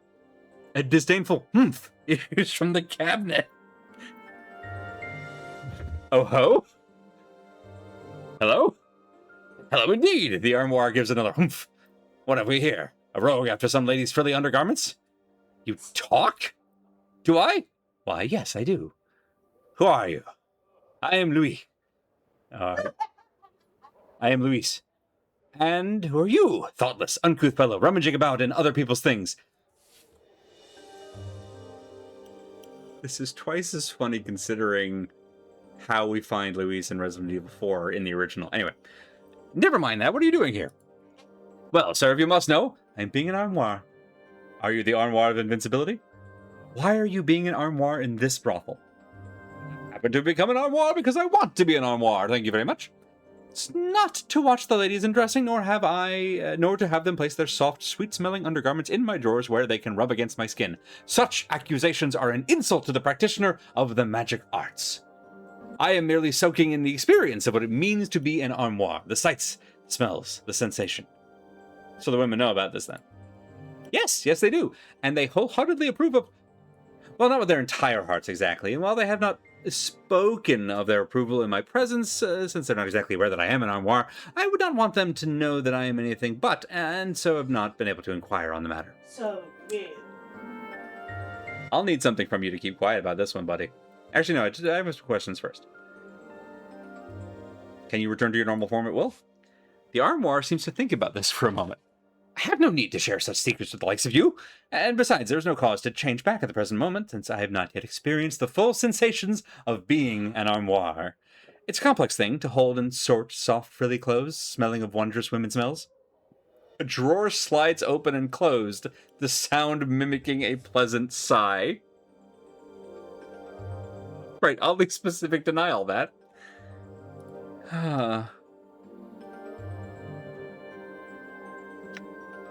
I mean, I could ask you about all the stolen stuff. Let's start with that. Vivian's scent. Oh dear, yes, I had heard about that. Most unfortunate. Did you ever have the exquisite pleasure of breathing in that scent of hers? Absolutely wondrous it was. But sadly, no, I know not where a good Lady Vivian's scent might be found. And the veil? I heard she used to walk about in a crimson veil, but that she'd recently taken to her room and darkened it. I did not know what had occurred. So this veil of hers missing then? Yeah.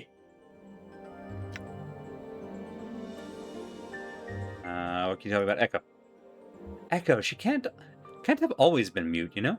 Otherwise, I'm most certain she would have learned some other means of communicating in the meantime. Must be a recent occurrence. Huh. Ravel puzzle ball? You folk who dwelled in Sigil for any length of time don't. I must wonder, though, what is it about her you wish to know? Need to find her. You're mad, you know. Quite mad. And I say this as an armoire. Utterly barmly, I believe, is the common term for it. Ravel was banished from Sigil long ago. If she's not dead, you'll wish you were, should you somehow succeed in finding her. She devoured all those who sought her out before, it is said, and will likely do you the same disservice. I would leave well enough alone.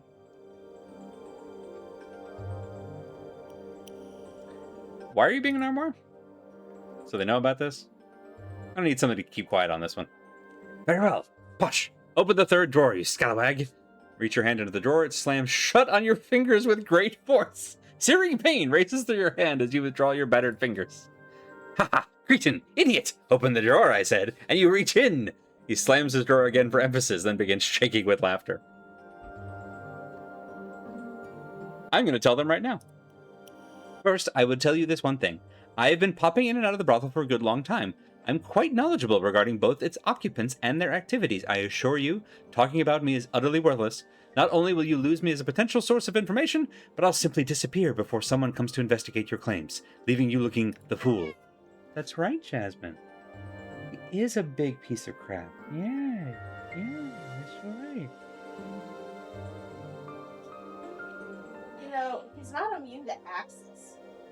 Maybe I'll chop you up for kindling, then. You'll do nothing of the sort. Why, even the most common of men knows that one can't commit an act of violence within the brothel. You'll simply be cast out. And even if that were not the case, I assure you my command of the art is quite impressive. Curse him! Curse him! Did I have a curse option? I didn't No, say you it. don't. Okay. What can you tell me about this place if you're so knowledgeable? I would have a man find out for himself rather than tell him the whole of it.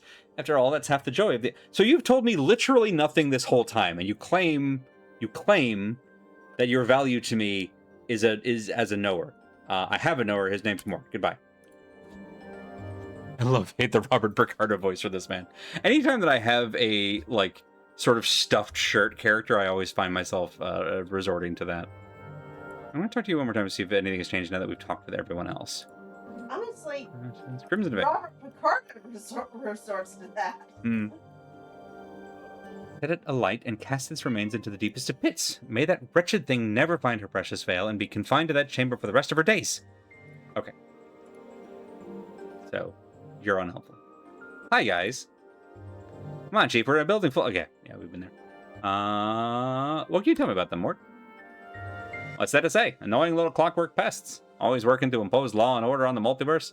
Not good, mind you, just law. Let's just forget about him and chat with the ladies. No. Questions? Right. Oh. Yeah, you want that? Mm-hmm. Want snuggles? Want baby mode? Yeah? There we go. Sent. I would suggest the methodical approach and questioning of each... Okay, we've done that. Echo. Gathered no more information. All right. Crimson Veil. Same thing. We know nothing of it. Okay. All right. Well, we have a couple of quests that both take us to the Fest Hall. Yeah, we still haven't rested. I should probably work on that. Let's wrap this up before we keep exploring. Which also gives me time to bounce the baby.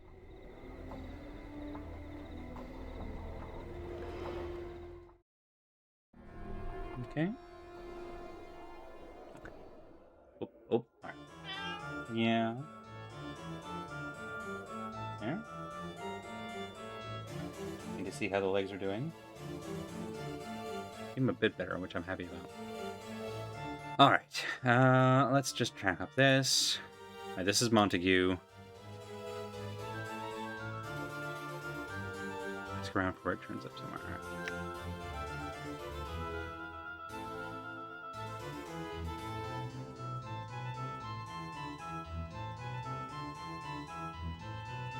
Yeah, so everybody's room has been burgled. What was Dolores' thing?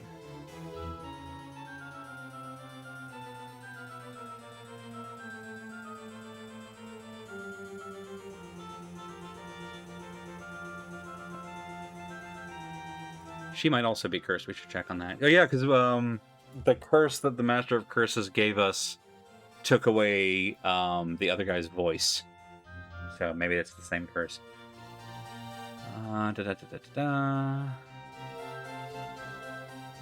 Marissa.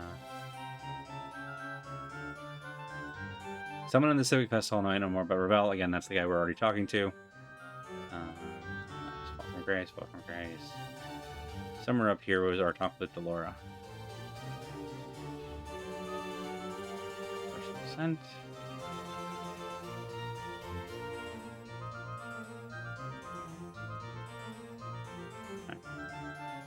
Here we go. Merriman. Got it. That's who we're looking. Okay. Done. Merchwin. Not the same. Montague, right where I left you. Once more I extend to thee my greetings. Something thou wished of me? Are you Montague? Oh? I demand her love, and I demand that you withdraw your false protestations of love before I mash you into tiny bits. Thou love her, so that thou wouldst fight me. Thou love her so that thou wouldst fight me? Yes. He studies you for a moment. Thou art passionate about this matter, I see. Passion stems from love.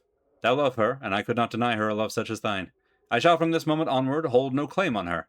Thou may do as thou wish. This was all a ruse. A ruse? Of what sort? She wanted to provoke you into fighting for her. Oh! Did she think my love so boundless that I would engage in fisticuffs with a brutally scarred man of thy stature? Perhaps she thinks my devotion to her a little high.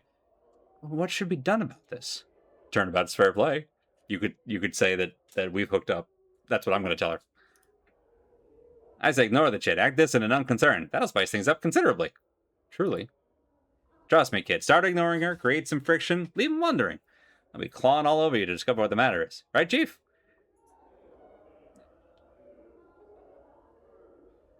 I mean, it's a fairly harmless, way to just change things up. But again, whenever Mort suggests something, it just innately feels bad. We're going to go with it. I like the sound of that very much. Good luck, buddy. I hope it works out for you. And a farewell to thee as well, sir. Now I have some things to attend to. Should we meet again, we may speak more of the matter. In knowing the teachings of Zerthamon, I have become stronger. I love that Mort leveled up from that. That makes me happy. Okay. And then you. Throws. More spells. Wonderful, wonderful, wonderful. Alright. Ball lightning. Love that for me. Speaking of. Actually, it's just... I do kind of like the Axe of Torment. It has the name of the game on it.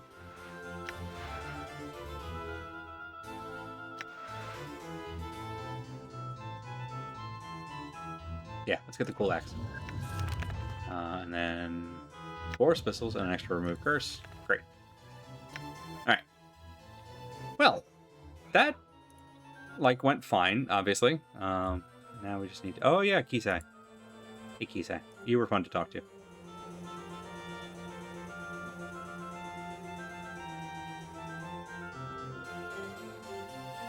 I feel like I remember seeing Merriman, but I'm worried that I saw Mertwin and my brain just sort of put them together. Okay, well, it's not you.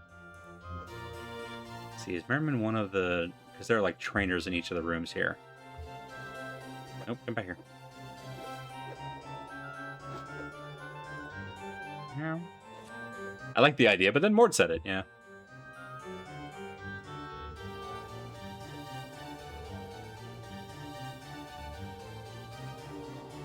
This is the Mage Hall. Right. Oh, Merriman. Death's Advocate, no.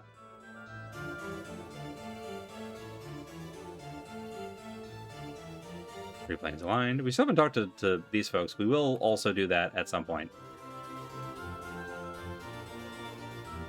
All right, I have to request permission to go into the special places. The deeper sensate halls, or whatever they're called. Where is this? All right. Because I already convinced them that I'm a sensei, even though I'm not a sensei. Are you? I'm not officially. Right.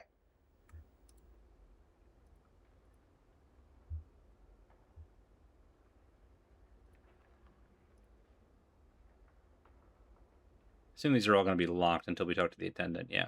Okay. We went into this one before. Yeah. All right. So let's see what's going on here.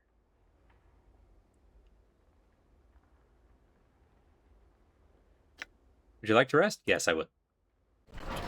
At minimum, I want to uncurse this scroll that I've got with me.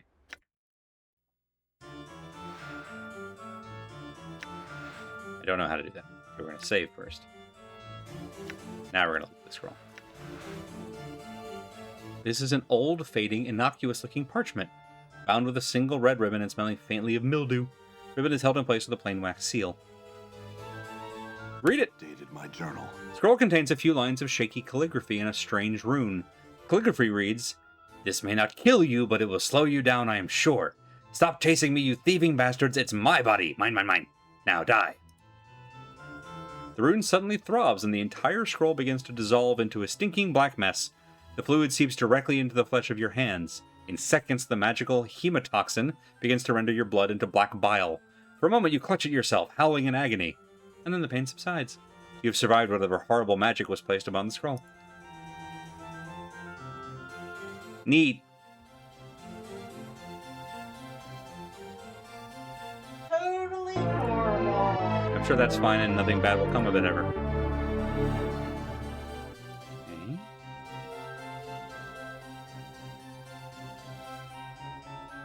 I'm so glad I learned Remove Curse, a spell that has done us absolutely zero favors so far. Okay.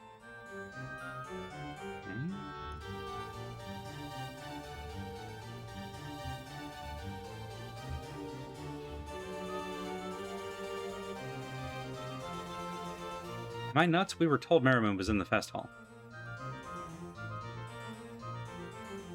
Secret door? It's locked. Whatever will we do? I just noticed we lost half our health from that. That's pretty good reason. Right. What's in here? Scroll of Fire and Ice. Just take a look and see if any of the key items we're looking for from the brothel are in here. Hello! Not stealing from them yet. But if we're gonna, we know where to do it.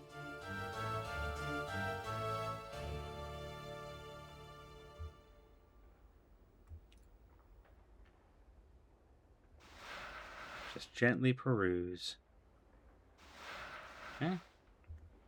Ready. Why not? Got it.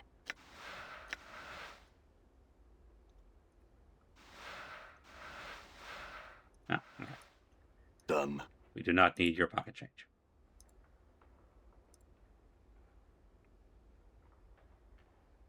We're basically going for plot items only. There's a little box over here. Handkerchief. The same handkerchief? No. If I grab this, does it have a scent on it? Nope, it's unremarkable.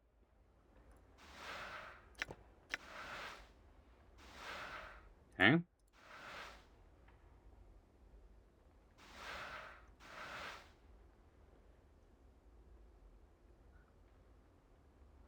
Now we thief.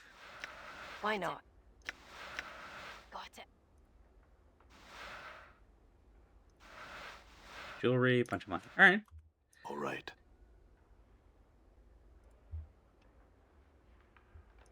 Last place to check. We haven't talked to you yet, have we? Walked right by you.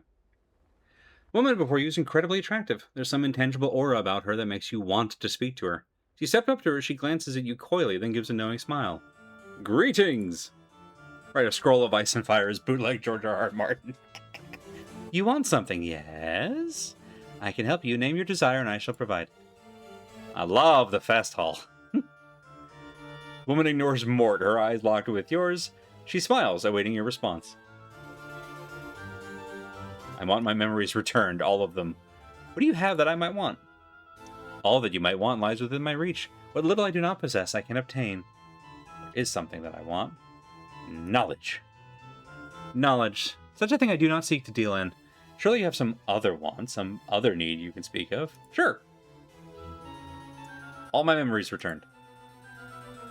Much may have forgotten in a lifetime, and much more in several lifetimes. I can help you. Explain to me the ways in which you want those memories. Speak to me your craving, and I'll speak to you of the price. What proof do I have that you can return them to me? She doesn't seem to move, but suddenly her hand is touching your forehead, a finger dragging along your temple. Only this.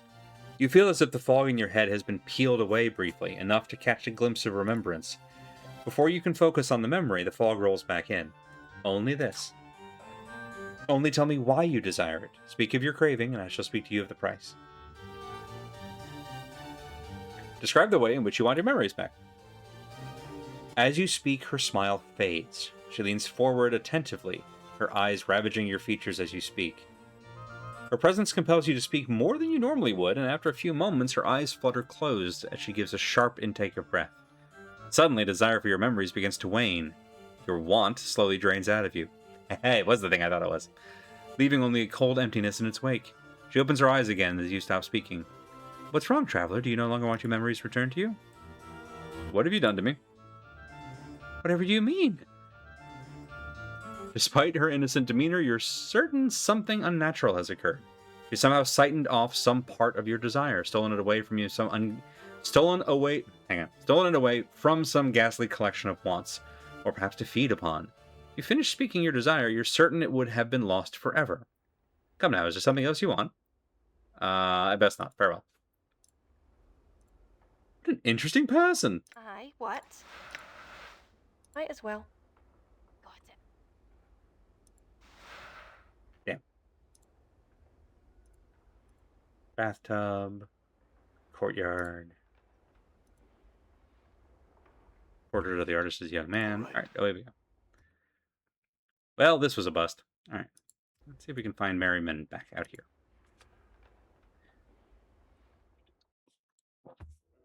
We opened a cursed scroll that almost killed us. Merriman! Oh my god. What timing? Hi, friend. We opened a cursed scroll that almost killed us, and we had someone almost suck our desire for our memories gone. Problem is, I can't remember what I've forgotten. Welcome, Dublin Blade. Delora wanted me to speak to you. Merriman eyes you suspiciously. That's so? About what, huh? Well, she says you're her first love, and that so long as you hold the keys to her heart, she'll never be free to love another. She told you that, huh? I'm surprised. Perhaps leaving her under Mistress Grace's tutelage did what I couldn't. Started to develop her feelings. In any case, I won't just give the keys to you. Wait, those are literally keys? That they are. Delora is a construct. Did you know that? Creature of sorcery and clockwork mechanics. One of my finest creations. But cold, without emotion or character. I brought her to this brothel and set her so that she could not leave. In the hopes that the constant contact with so many others would begin to develop her own personality. The keys are the tools used to set her. She wants them because she feels that they're limiting her personal growth now, I suspect. Why don't you just return them? What do you want for the keys? Perhaps I'll just take the keys from you. Why don't you return them to her? Because I've become a cruel and bitter old man who sees he could get something out of you. All right, what do you want? I want to forget. I've lived almost 150 years now. I've seen every sensory stone I've cared to in this grand hall. Little time left to live, and I'm too weak to go out in search of wholly new experiences. Need to find a way to forget them all. That way, I can start again in my final days. How can I help? Do I just wallop you in the back of the head? Get this frying pan. How can I help? Updated my journal. I need something, some item, some concoction that'll allow me to forget. Like a draft of the River Styx, something like that. I mean, yeah, that'll do it. Okay, take him to the girl next door? Well, I was about to say, there's the desire lady, but she takes wants away, so he'd still remember, but he just wouldn't want to forget anymore. That feels like a nuclear option to me. We've got some shops in town we haven't been to yet. And at this point, I feel like we're coming up on curiosity shop o'clock, you know? Does the frying pan allow a will save? Probably should. Hey, Salabash, you know about a curse that makes people stop talking? The onyx. Okay. All right. So it might not be you, and that's fine. Let's see. There's that. That goes to this. Don't know where this is. We don't know where this is. All right. Fine. Curiosity shop. What a cool design for a shop, honestly. Which I guess if you're a curiosity shop. A curious looking building. See, there you go. It says right on the tin. Hang on, what is... Oh, that's the Galleria, pardon me. Okay. Oh good, more thugs. Glad even in Upper Ward we still have the thug population is still strong and recovering. Standish. Where's Miles? Alright, before we talk to this person, I think I would like to heal. Just in case something goes horribly wrong. Standish. Does that say Vrishka? Isn't that a homestuck? This downtrodden little man scurries about the curiosity shop, dusting, cataloging, moving things about for the place's proprietress. You notice she smells faintly of onions. He smells faintly of onions. He glances up at you nervously as you approach him. Please, sir, I cannot speak with you. I've work to do, and my mistress simply won't allow it. But I have questions. I'm sorry, sir, I can't. Please leave me be before my mistress notices me talking to you. Money. Your mistress? Yes, Mistress Rishika. I am Standish, her servant, her slave. I committed a crime and was sentenced to slavery. Then, the American justice system. Then purchased in the lower ward, like many of her slaves, most of whom she keeps at her manor. Please, I beg of you, leave me be, should become angered and beat me unmercifully. You are not the person I have any issue with in this establishment. You, on the other hand. Riska, that's what I was thinking of. I was close, right? I was in the neighborhood. This sharp-featured woman's appearance is attractive, though somewhat disturbing, with her blue-black skin and bright yellow eyes. As she examines you, a small pair of bat-like wings unfold from her back, then seem to settle back into her skin. Man, I wish I could do that. Well, a floating, disembodied, prevaricating skull. She narrows her eyes. You're the scarred man who's been going around asking all the questions. You sure look lost. Do you want to come in, really, or are you just casing the place because you have nothing better to do? Because Rishika can help you. How can you help me? I travel and trade extensively. I hear a great deal, I purchase a great deal, and I own a great deal. Perhaps I can make you a great deal. Anything you desire? Questions? I'll entertain any questions about the merchandise, but I'm not going to be drawn into one of your famous 20 questions about anything around the spire, understood? We're famous for that? I love that we're famous for that. What are you? What did you mean by calling Mort prevaricating? Prevaricating, misrepresenting, perjuring, dissimulating, lying. Oh, did I say that? I meant a floating, disembodied, pontificating skull, as in dogmatic, always stating an opinion in a self-important manner. Well, I mean, you're not wrong. Tell me about this place. What you see within the shop is the result of much trading and traveling across the plains. Weapons, charms, other specialty items are for sale here, as well as everything that's rare and oh so exquisite fills this emporium. Your needs, I sate them. Let's have a look at the goods. Do you care to examine the weapons and charms, or some of the more exotic acquisitions? The latter. Objection. Mort is not self-important. If you see nothing you like here, there are more items towards the front and back of the store.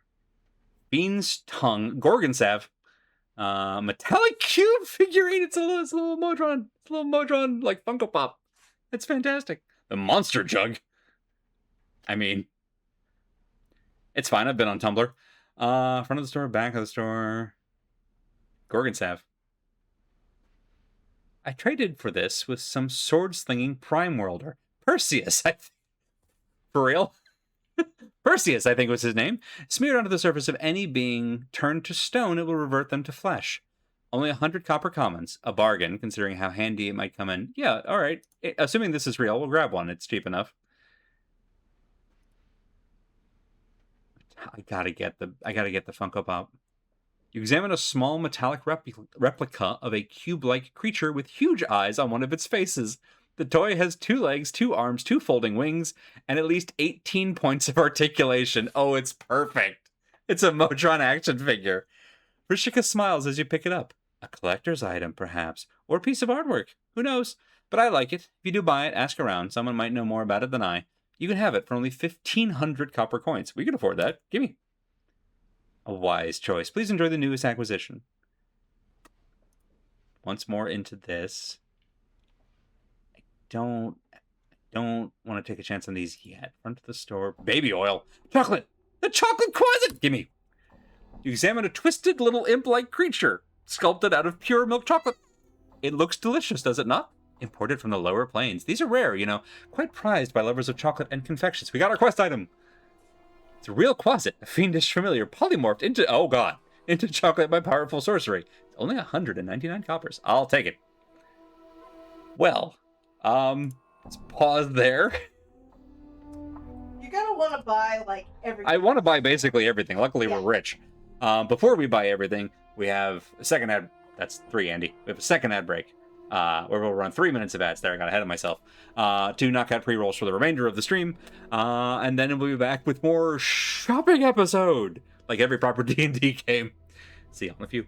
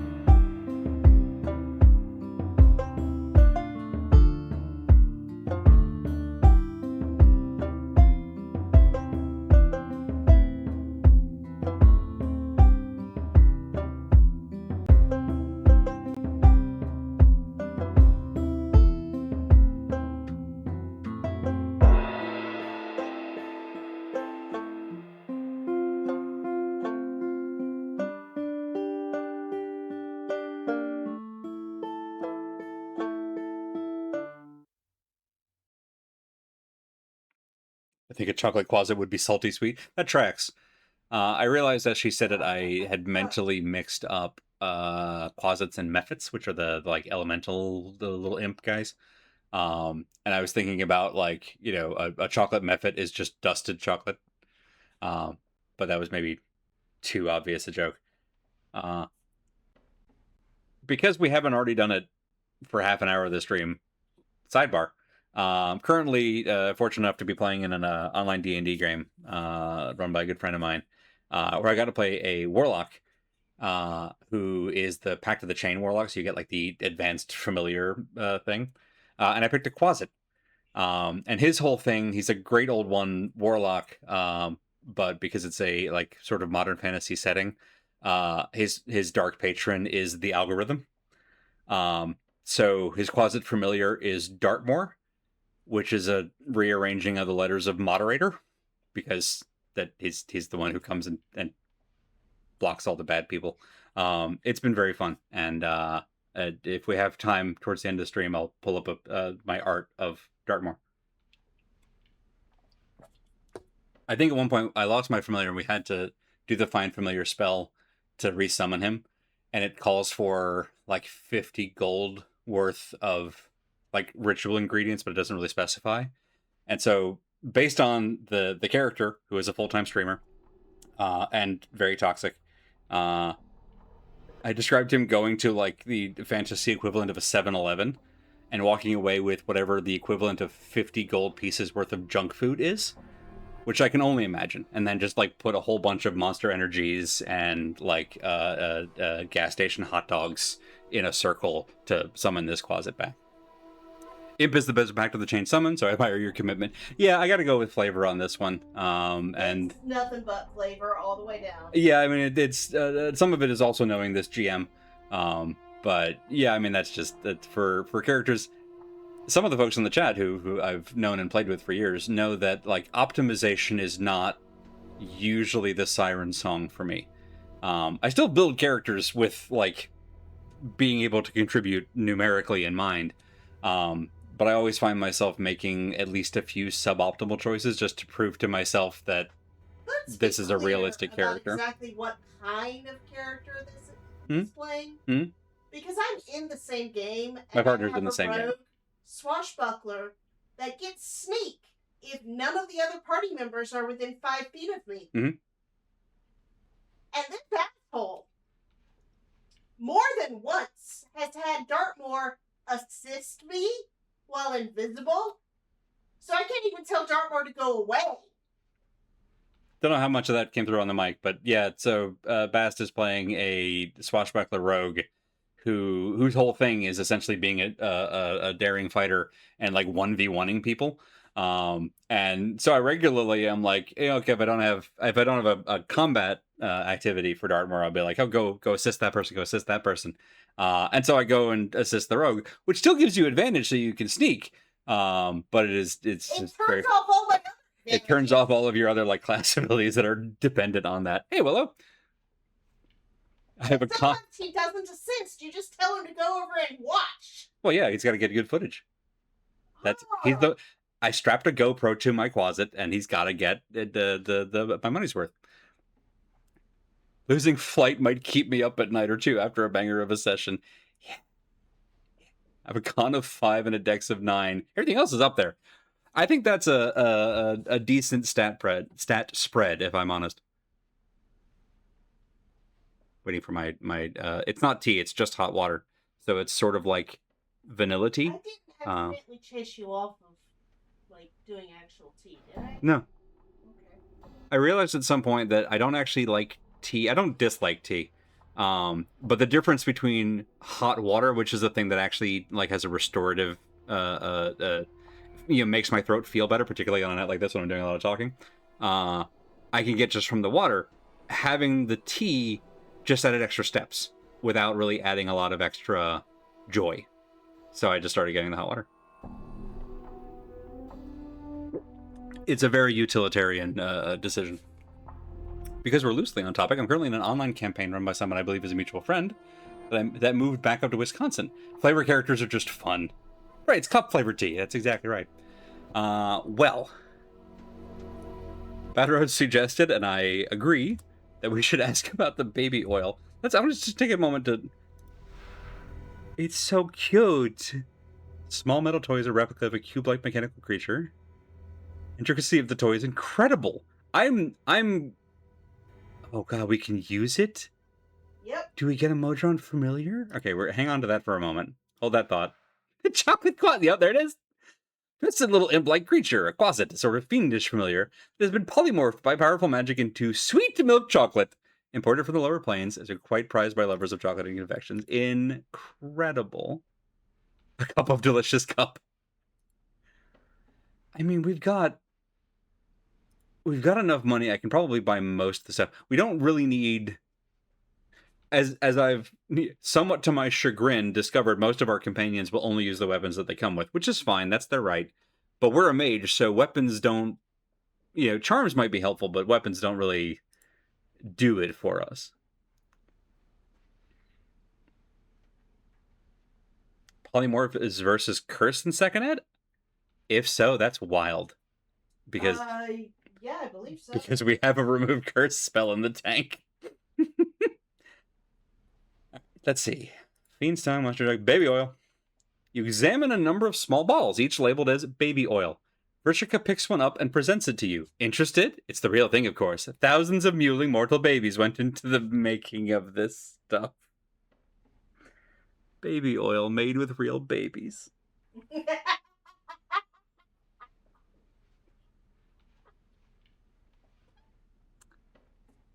No thanks, I'm good. I love that our two options are no and goodbye. Oh God. Codex of the Inconceivable. Davis tears. Elixir of Horrific Separation? These are all amazing. Codex of the Inconceivable. Rather unassuming book held closed by a tiny brass lock. That, Kuzarisica, is the Codex of the Inconceivable. I'll only say that it's just... Well, I can't explain it. A mere word simply won't suffice. You can own it yourself for a mere 1,000 copper commons. Believe me, it's well worth it. Hang on to that thought. Davis tears. These were collected from a Deva who was captured during a blood war skirmish. Fiends tormented the imprisoned angel for eons before he had last escaped. This small bottle holds the 12 tears he shed in that time. Price is but 100 For that price? Absolutely.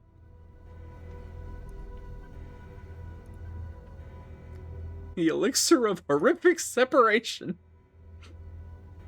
This stuff was compounded by a scholar who'd found she possessed a darker half, a side of her which took control at times and bade her do awful things. This potion was to have split the darker half away from her, creating two separate beings. Mercy killers, however, found and executed her for a string of depraved murders before she could use it. I'd charge you only 200 copper commons for the elixir. Interesting. Take it. Alright, let me catch up on chat. But does she sell Girl Scout cookies? Damn it! I don't want Girl Scout cookies. Yeah, I mean, I always want Girl Scout cookies. Even the nameless one's intrusive thoughts would not allow him to buy 100% organic baby oil. We found his limit. Organic, heavens no. These babies are pumped full of steroids and antibiotics. Oh, God. But are they vaccine free? But are they vaccine free? Let's take a look at some other things. Everything here seems bad. What's at the back of the store? Look at the various shelves towards the back. The stained lens. Whoa, that's a huge block of text. Stained ground glass lens, the width of your hand, held in a brushed steel ring. Small geared protrusion coming off of the ring makes it look as if the lens should attach to some sort of clockwork machine. It smells faintly of horrible perfume. Vrishka holds it up for you. I have no idea what this really is, but it radiates fairly powerful magic. An old soldier named Gisis, we've met Gisis, he's in the fest hall, brought it up to me from a lower plane battlefield. He'd murdered his own men in order to escape his tour of duty there.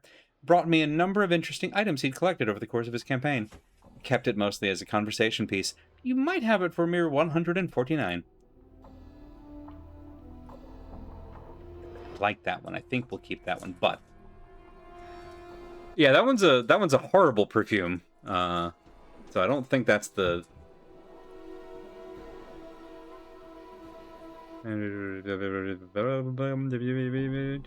Smells faintly of horrible perfume. Okay, yeah. Let's see the other thing. Yeah, I noticed the perfume, but it said horrible, so I just assumed it's something else. Yevra's ring.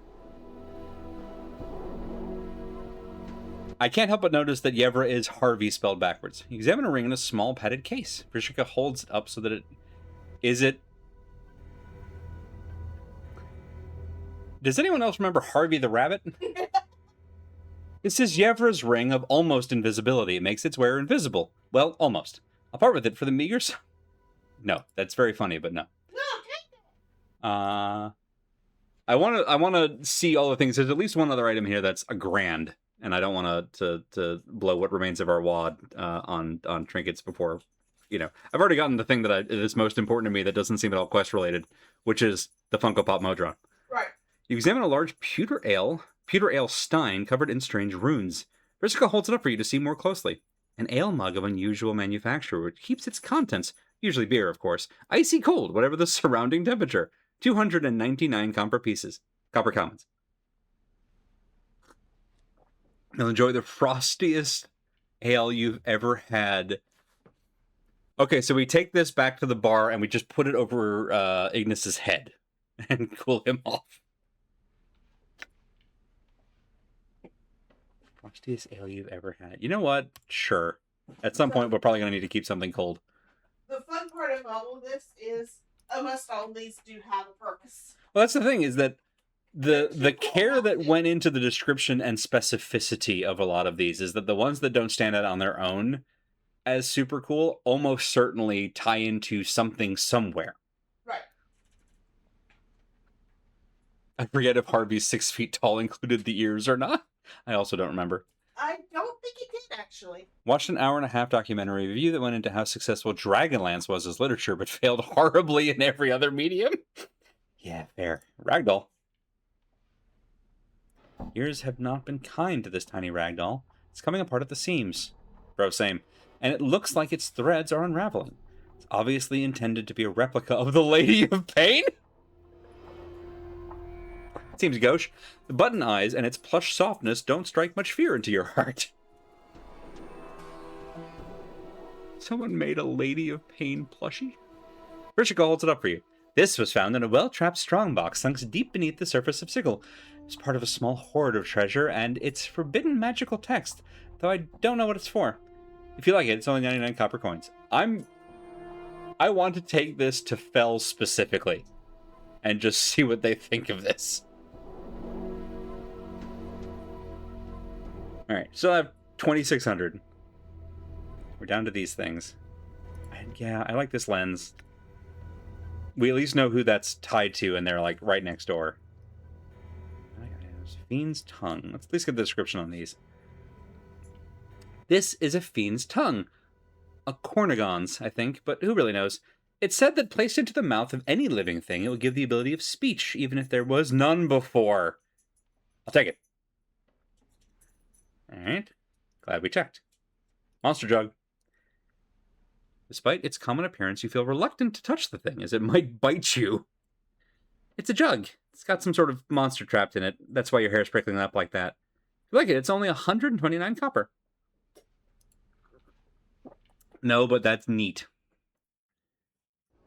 Okay, the important thing is we have a tongue. It's basically Chekhov's item shop. If it's in the curiosity shop at some point before the third act, it should do a thing. I think we've talked to Eli. We have a bunch of people we should talk to. There's so many objectives in so little time. Hang on, coming back. Okay. I want to save, and I see people in the chat reminding me to do exactly that. But I want to save specifically because, A, we have a whole bunch of stuff in here. That's that. Soothe the most savage anger. Alright. Keep that in mind.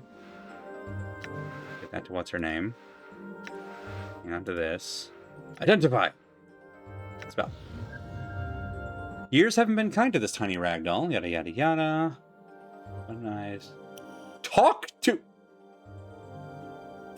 Okay. Maybe you've already saved. I right? just saved, yeah. Okay. Years haven't been kind to this tiny ragdoll. You're just a cute little lady of pain, aren't you? Yes, you are. Yes, you are. Oh, great lady of pain, goddess of Sigil, hear my plea for aid and help me in my hour of need. As you're about to say the words, you suddenly feel a strange crawling sensation in the back of your skull. With it comes a premonition that saying those words will place you in terrible danger. Even feeling as you do could prove dangerous. Put that all away. We'll come back to that when I'm ready to maze myself. Okay. And then this one. Beer gun.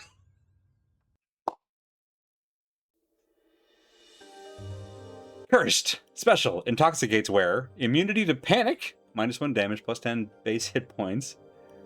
Usable only by Motrons.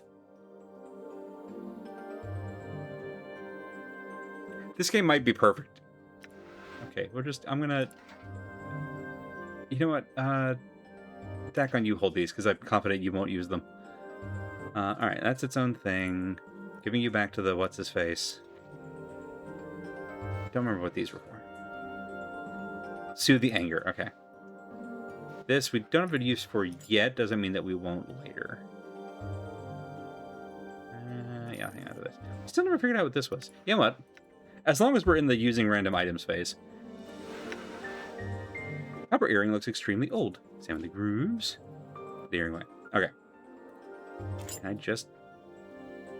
Oh, use it here. Alright. Didn't seem to do anything. Alright. You know, I'm a little surprised. Alright. That's its own deal. This, that. I'm gonna go ahead and get back on for now. Right, that was the other thing. Doop. Oh, you haven't? Ha ha ha ha. I don't know what that means. Which is for the best. Use. Small metal toy, yada yada yada. Move the arms and make sword fighting noises.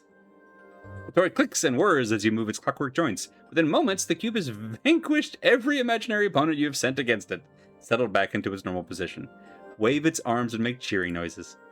Hordes of imaginary creatures from across the plains cheer the cube's victory. You can almost see a tiny oil tear brimming in one of its eyes. It is a hero, the greatest cube to ever roam the plains, and everyone loves it. In your mind, Fall from Grace and Anna hug it and shower it with kisses. Put the cube away for future battles against the multiverse. What's that cube, hero? What's that cube, hero? Mort's a stupid skull. Why, yes, he is, isn't he? Sorry, thought that was Mort. That was me saying that to Mort. I like the idea that I'm also impersonating Mort while I'm, mimicking him. Hey, I didn't say that. It didn't say that. Yeah, it did. Just now. What? Give me that thing. No, it's mine. No, I shan't. He only wants to hang out with me anyway. Don't you, cube hero? Yes, you do. I just want to hold it for a second. You don't have hands.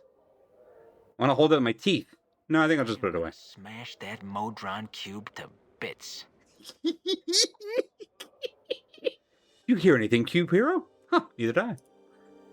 Well, we're best friends now. Oh, God, has that unlocked any new conversations with you guys?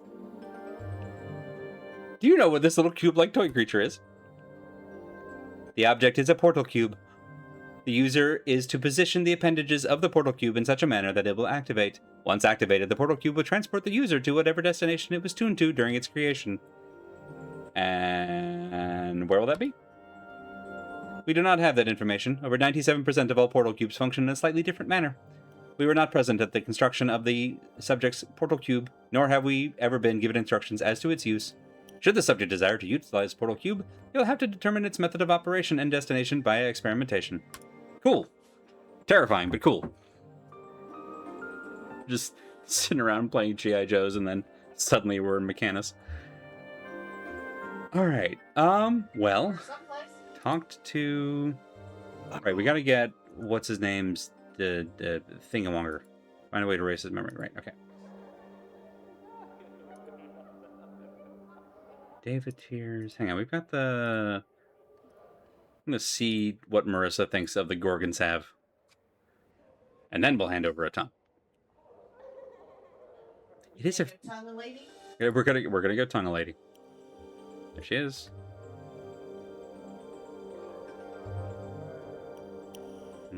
Questions? He's in his place. Still don't have that going on. Cool, bye. I think that goes in here. Alright. Oh, Echo. It's me. Questions. Is your name Echo? Updated my journal. Hooray! Other questions. Next way, you can't communicate? Are you emotionally wounded? Is that why you can't speak? She looks at you strangely and shakes her head. I get the feeling that most of what Nenny told us is intentionally or otherwise wrong.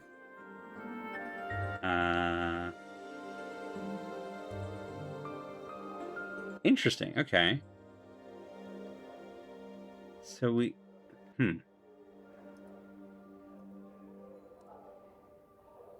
Well.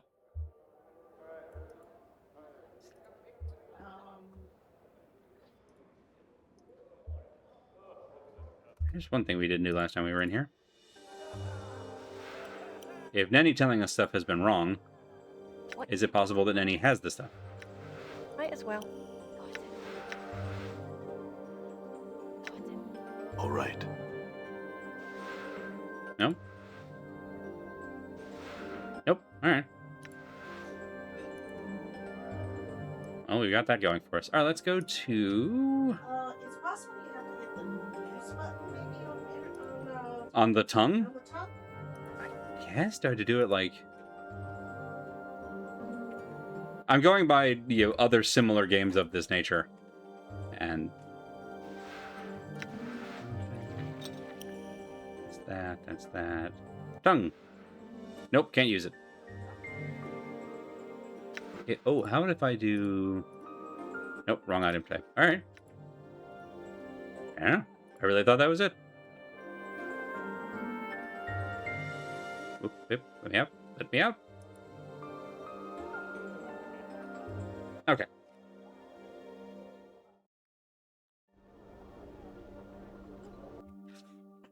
Back to the pestle. Let's at least finish the big quest, which is giving chocolate to a wizard. And that might unlock more dialogue with the folks back home. The brothel. And then we still have... Let me get there. We gotta talk to you, I think.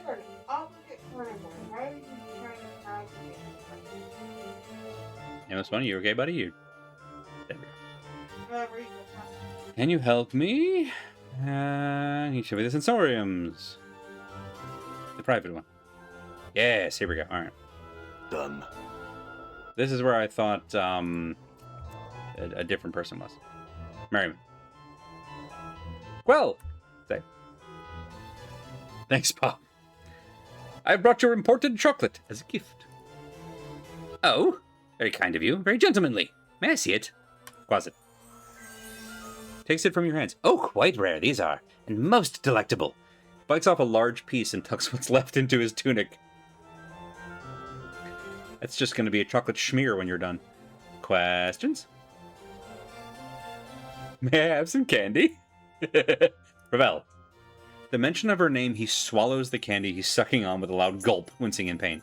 What to tell? What to tell at all? Such tales are best left in dusty books and the antics of old men's minds. Evil, evil, such a name, such a name. Such dark tales swarm about it like flies on a corpse. Tell me. He rolls his eyes, popping another candy into his mouth. You know what? I respect it, honestly. If someone was, like, interrogating me about the horrors, I'd just be like, hang on, one more starburst. Now I'll answer. She's a night hag, my boy, who came to Sigil, all evil and cackles she was, alive with her shadow magic, ready to butt heads with the Lady of Pain. Barmy, barmy, barmy, old hag. Only succeeding in getting herself mazed. Likely dead by now. How might I find her? How might you what? Candy rolls right out of his mouth and onto the tiles. Before you can so much as look at it, he snatches it up and pops it back in his mouth, giving you a dirty look. Yes, boy. Oh no, Quell's my favorite. Why would you ask such a thing? Are you mad? What do you possibly want with such an evil creature? She knows something about my past. Doubtful. She was mazed many centuries ago. Gone, penned in the dead book she is. And even if she were somehow still clutching to life with her blackened, bloody talons, what could she possibly know about you? If she wasn't the spitting image of cackling evil, that is, and was even willing to help you. I have to hope she's alive and will help me. By Leshy's 6 teats in her swollen tummy, what a flickering candle of hope hurled into the howling winds of pandemonium that is. Like a whoosh. Don't be any more the fool than you need be. I still need to seek her out. Right, it's a 5-second roll. So she's dead, as she most likely is. And what's your plan, may I ask? You have everything all figured out, do you? Well, it's just blowing words out of his pits. Nonsense, nothing. What do you plan to do if she's in the dead book? I don't know, figure something out. My, that's the best plan I've ever heard. Pure, blinding white genius of an idea. No idea how to get into the maze, no idea how to get out, no idea what to do if she's dead. Certainly no idea what to do if she's alive. I might as well be talking to a lemure for all the barmy foolishness you're spouting about. Can you tell me how to get her to the maze? Get into the maze. Lunatic! Madman! Alcove! You've not listened to a word I've said. She's imprisoned in an interdimensional maze for trying to best the Lady of Pain. I mean, she's at least 10 times as barmy as you, and at least 100 times more powerful. She's also most likely dead. Dead, dead, thrice dead. And, if by some happenstance she isn't, she'll make you dead.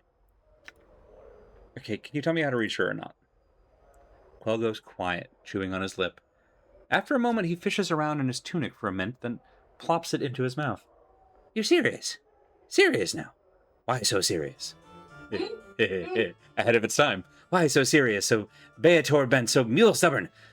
Born clueless, die clueless. Updated Yeah. journal. This went up entirely. Also an amnesiac, pure coincidence. Pure coincidence. Clueless is a whole different character with a very similar situation. All mazes have portals, this much I know to be true. A way in, a way out. This is how the lady fashions them. I don't know the portal, its location, or even its form, but I'm told its key is a piece of Ravel. But if she's mazed, you'll have to make do. Find something that has Ravel's taint in it, mayhap. That's all I know. All. Bother me no more about it. If you want to go pestering someone about something, go to the brothel of slighting intellectual lusts. One of the ladies there is bound to have met someone or know something that'll help. Hey, thanks, bud. Updated my journal.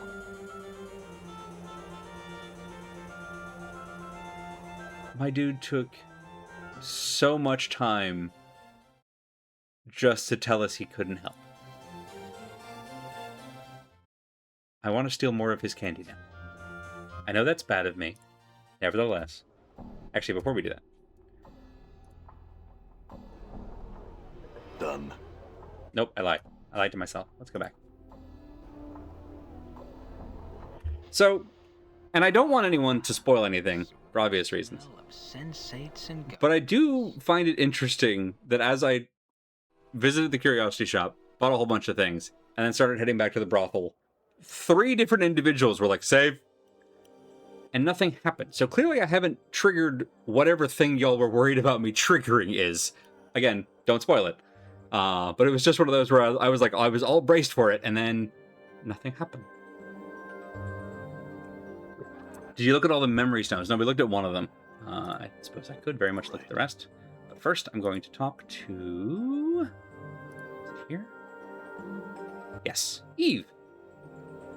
Because we had a fun conversation with you, but I don't think we actually talked with you about Ravel? Waking up in the mortuary. Eve leans forward as you tell the tale of your waking in the mortuary. She seems to devour your every word. As you finish, she smiles at you. I shall remember this tale. I too will tell a tale of the Dustman, chapters of dust.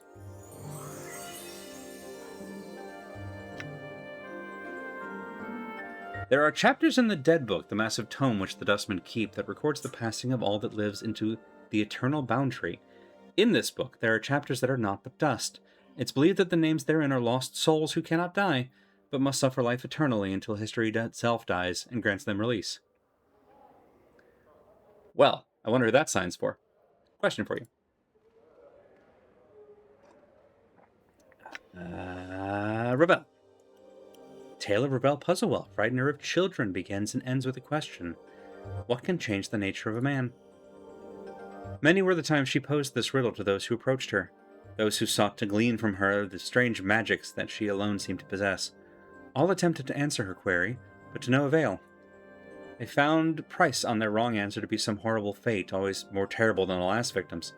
To recount their various torments would be to speak of things that nightmares are woven from. The tale strikes me in this way. Ravel herself knew not the answer to this question, but she lusted for such an answer. Only the why of the matter remained in question. Why did the nature of a man matter to one of the Grey Sisters, especially to one of power such as Ravel? It's said that she put the question to the Lady of Pain, not directly, but shouted it to Sigil itself, daring for the lady to answer. When no reply was forthcoming, she wove terrible magics that threatened to open the cage and let the fury of the plains roll in like a wave. She received no answer other than banishment. To this day, no one knows the answer to Ravel's question, and now there's no one to petition, for Ravel herself is gone. Updated my journal. Yeah, buddy, I would hope so. What is a man? A miserable pile of truths.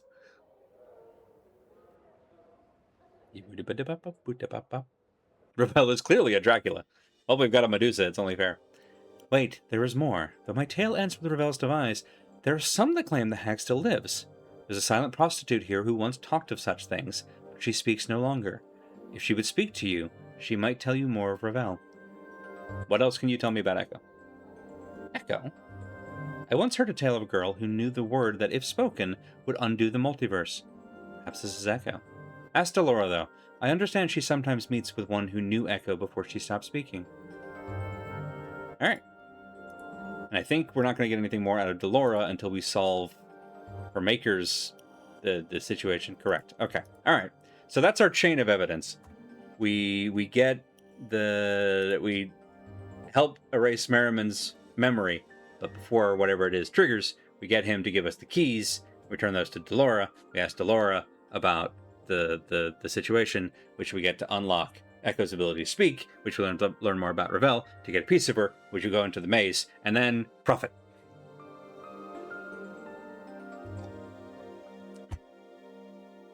This game is wild.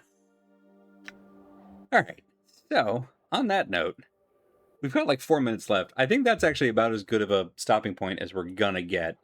Next time we'll have to go looking for, like, leafy water, I guess? I suppose one shortcut to the maze would be just antagonizing the Lady of Pain doll. So if we get stuck, we got that going for us. Hang on to this in case someone gets stoned in a, not fun way. And I'm really, I'm a little surprised that this didn't do the thing. It didn't do the thing. That's right. That's right. The underpants are in the armoire. Yeah. Boy, this game is a lot. This game is a lot. This area is a lot. I feel like we hit the genius loci that was the pregnant alleyway, and it's just sort of gone off a cliff from there in a good way. The weirdness factor has been jacked up significantly. We just bought a polymorphed Quasit as an like chocolate Easter bunny and gave it to a guy for basically nothing. Yeah. I mean, it sure is now. Also, the rest of it is just melting in a little wizard pocket. That's going to be a real mess of a dry cleaning bill. So glad you're finally getting to play it. Thanks. This was one of those that I think I talked about this a little bit way back, 8 streams ago when we started. But it was one of those games that I'd heard of and was always aware of, but just never like sat down to do. And I think, with the possible exception of the Longest Journey, the Dreamfall games, this is probably the longest that I've known about a game, been interested in the game, and not actually made time to play it until now. I still say the Quasit fought a Cocoatrice. Good night, everybody. That's where we're going to call it for the stream. Thank you all so much for coming and hanging out. We'll be back at this. We're back to Thursday. Back to Monday, Thursday. Proper Monday, Thursday stream. So Thursday night, 7 p.m.-ish Eastern time. It was especially-ish tonight, but 7 p.m.-ish Eastern time. We'll pick up back with this and see if we can find some leafy water. There's so many MacGuffins. There's just a. Is it Lef? I never knew how to pronounce it. But the river Styx water. We'll find that next time. Nobody forget. Don't anybody forget that we're looking for river Styx water. You get it. Yeah, and then in the meantime, we'll send a raid over to twitch.tv/if_when_y for some more Metroid Dread, which will be a happy, fun, good time. By which I mean the horror and shooting things. But honestly, horror is better when you can shoot it, I think, just as a general rule. So we'll do that here in just a moment. And otherwise, I will say good night and wish you all a wonderful week and hope to see you next time. Good night. No, you're saying it right. Huh.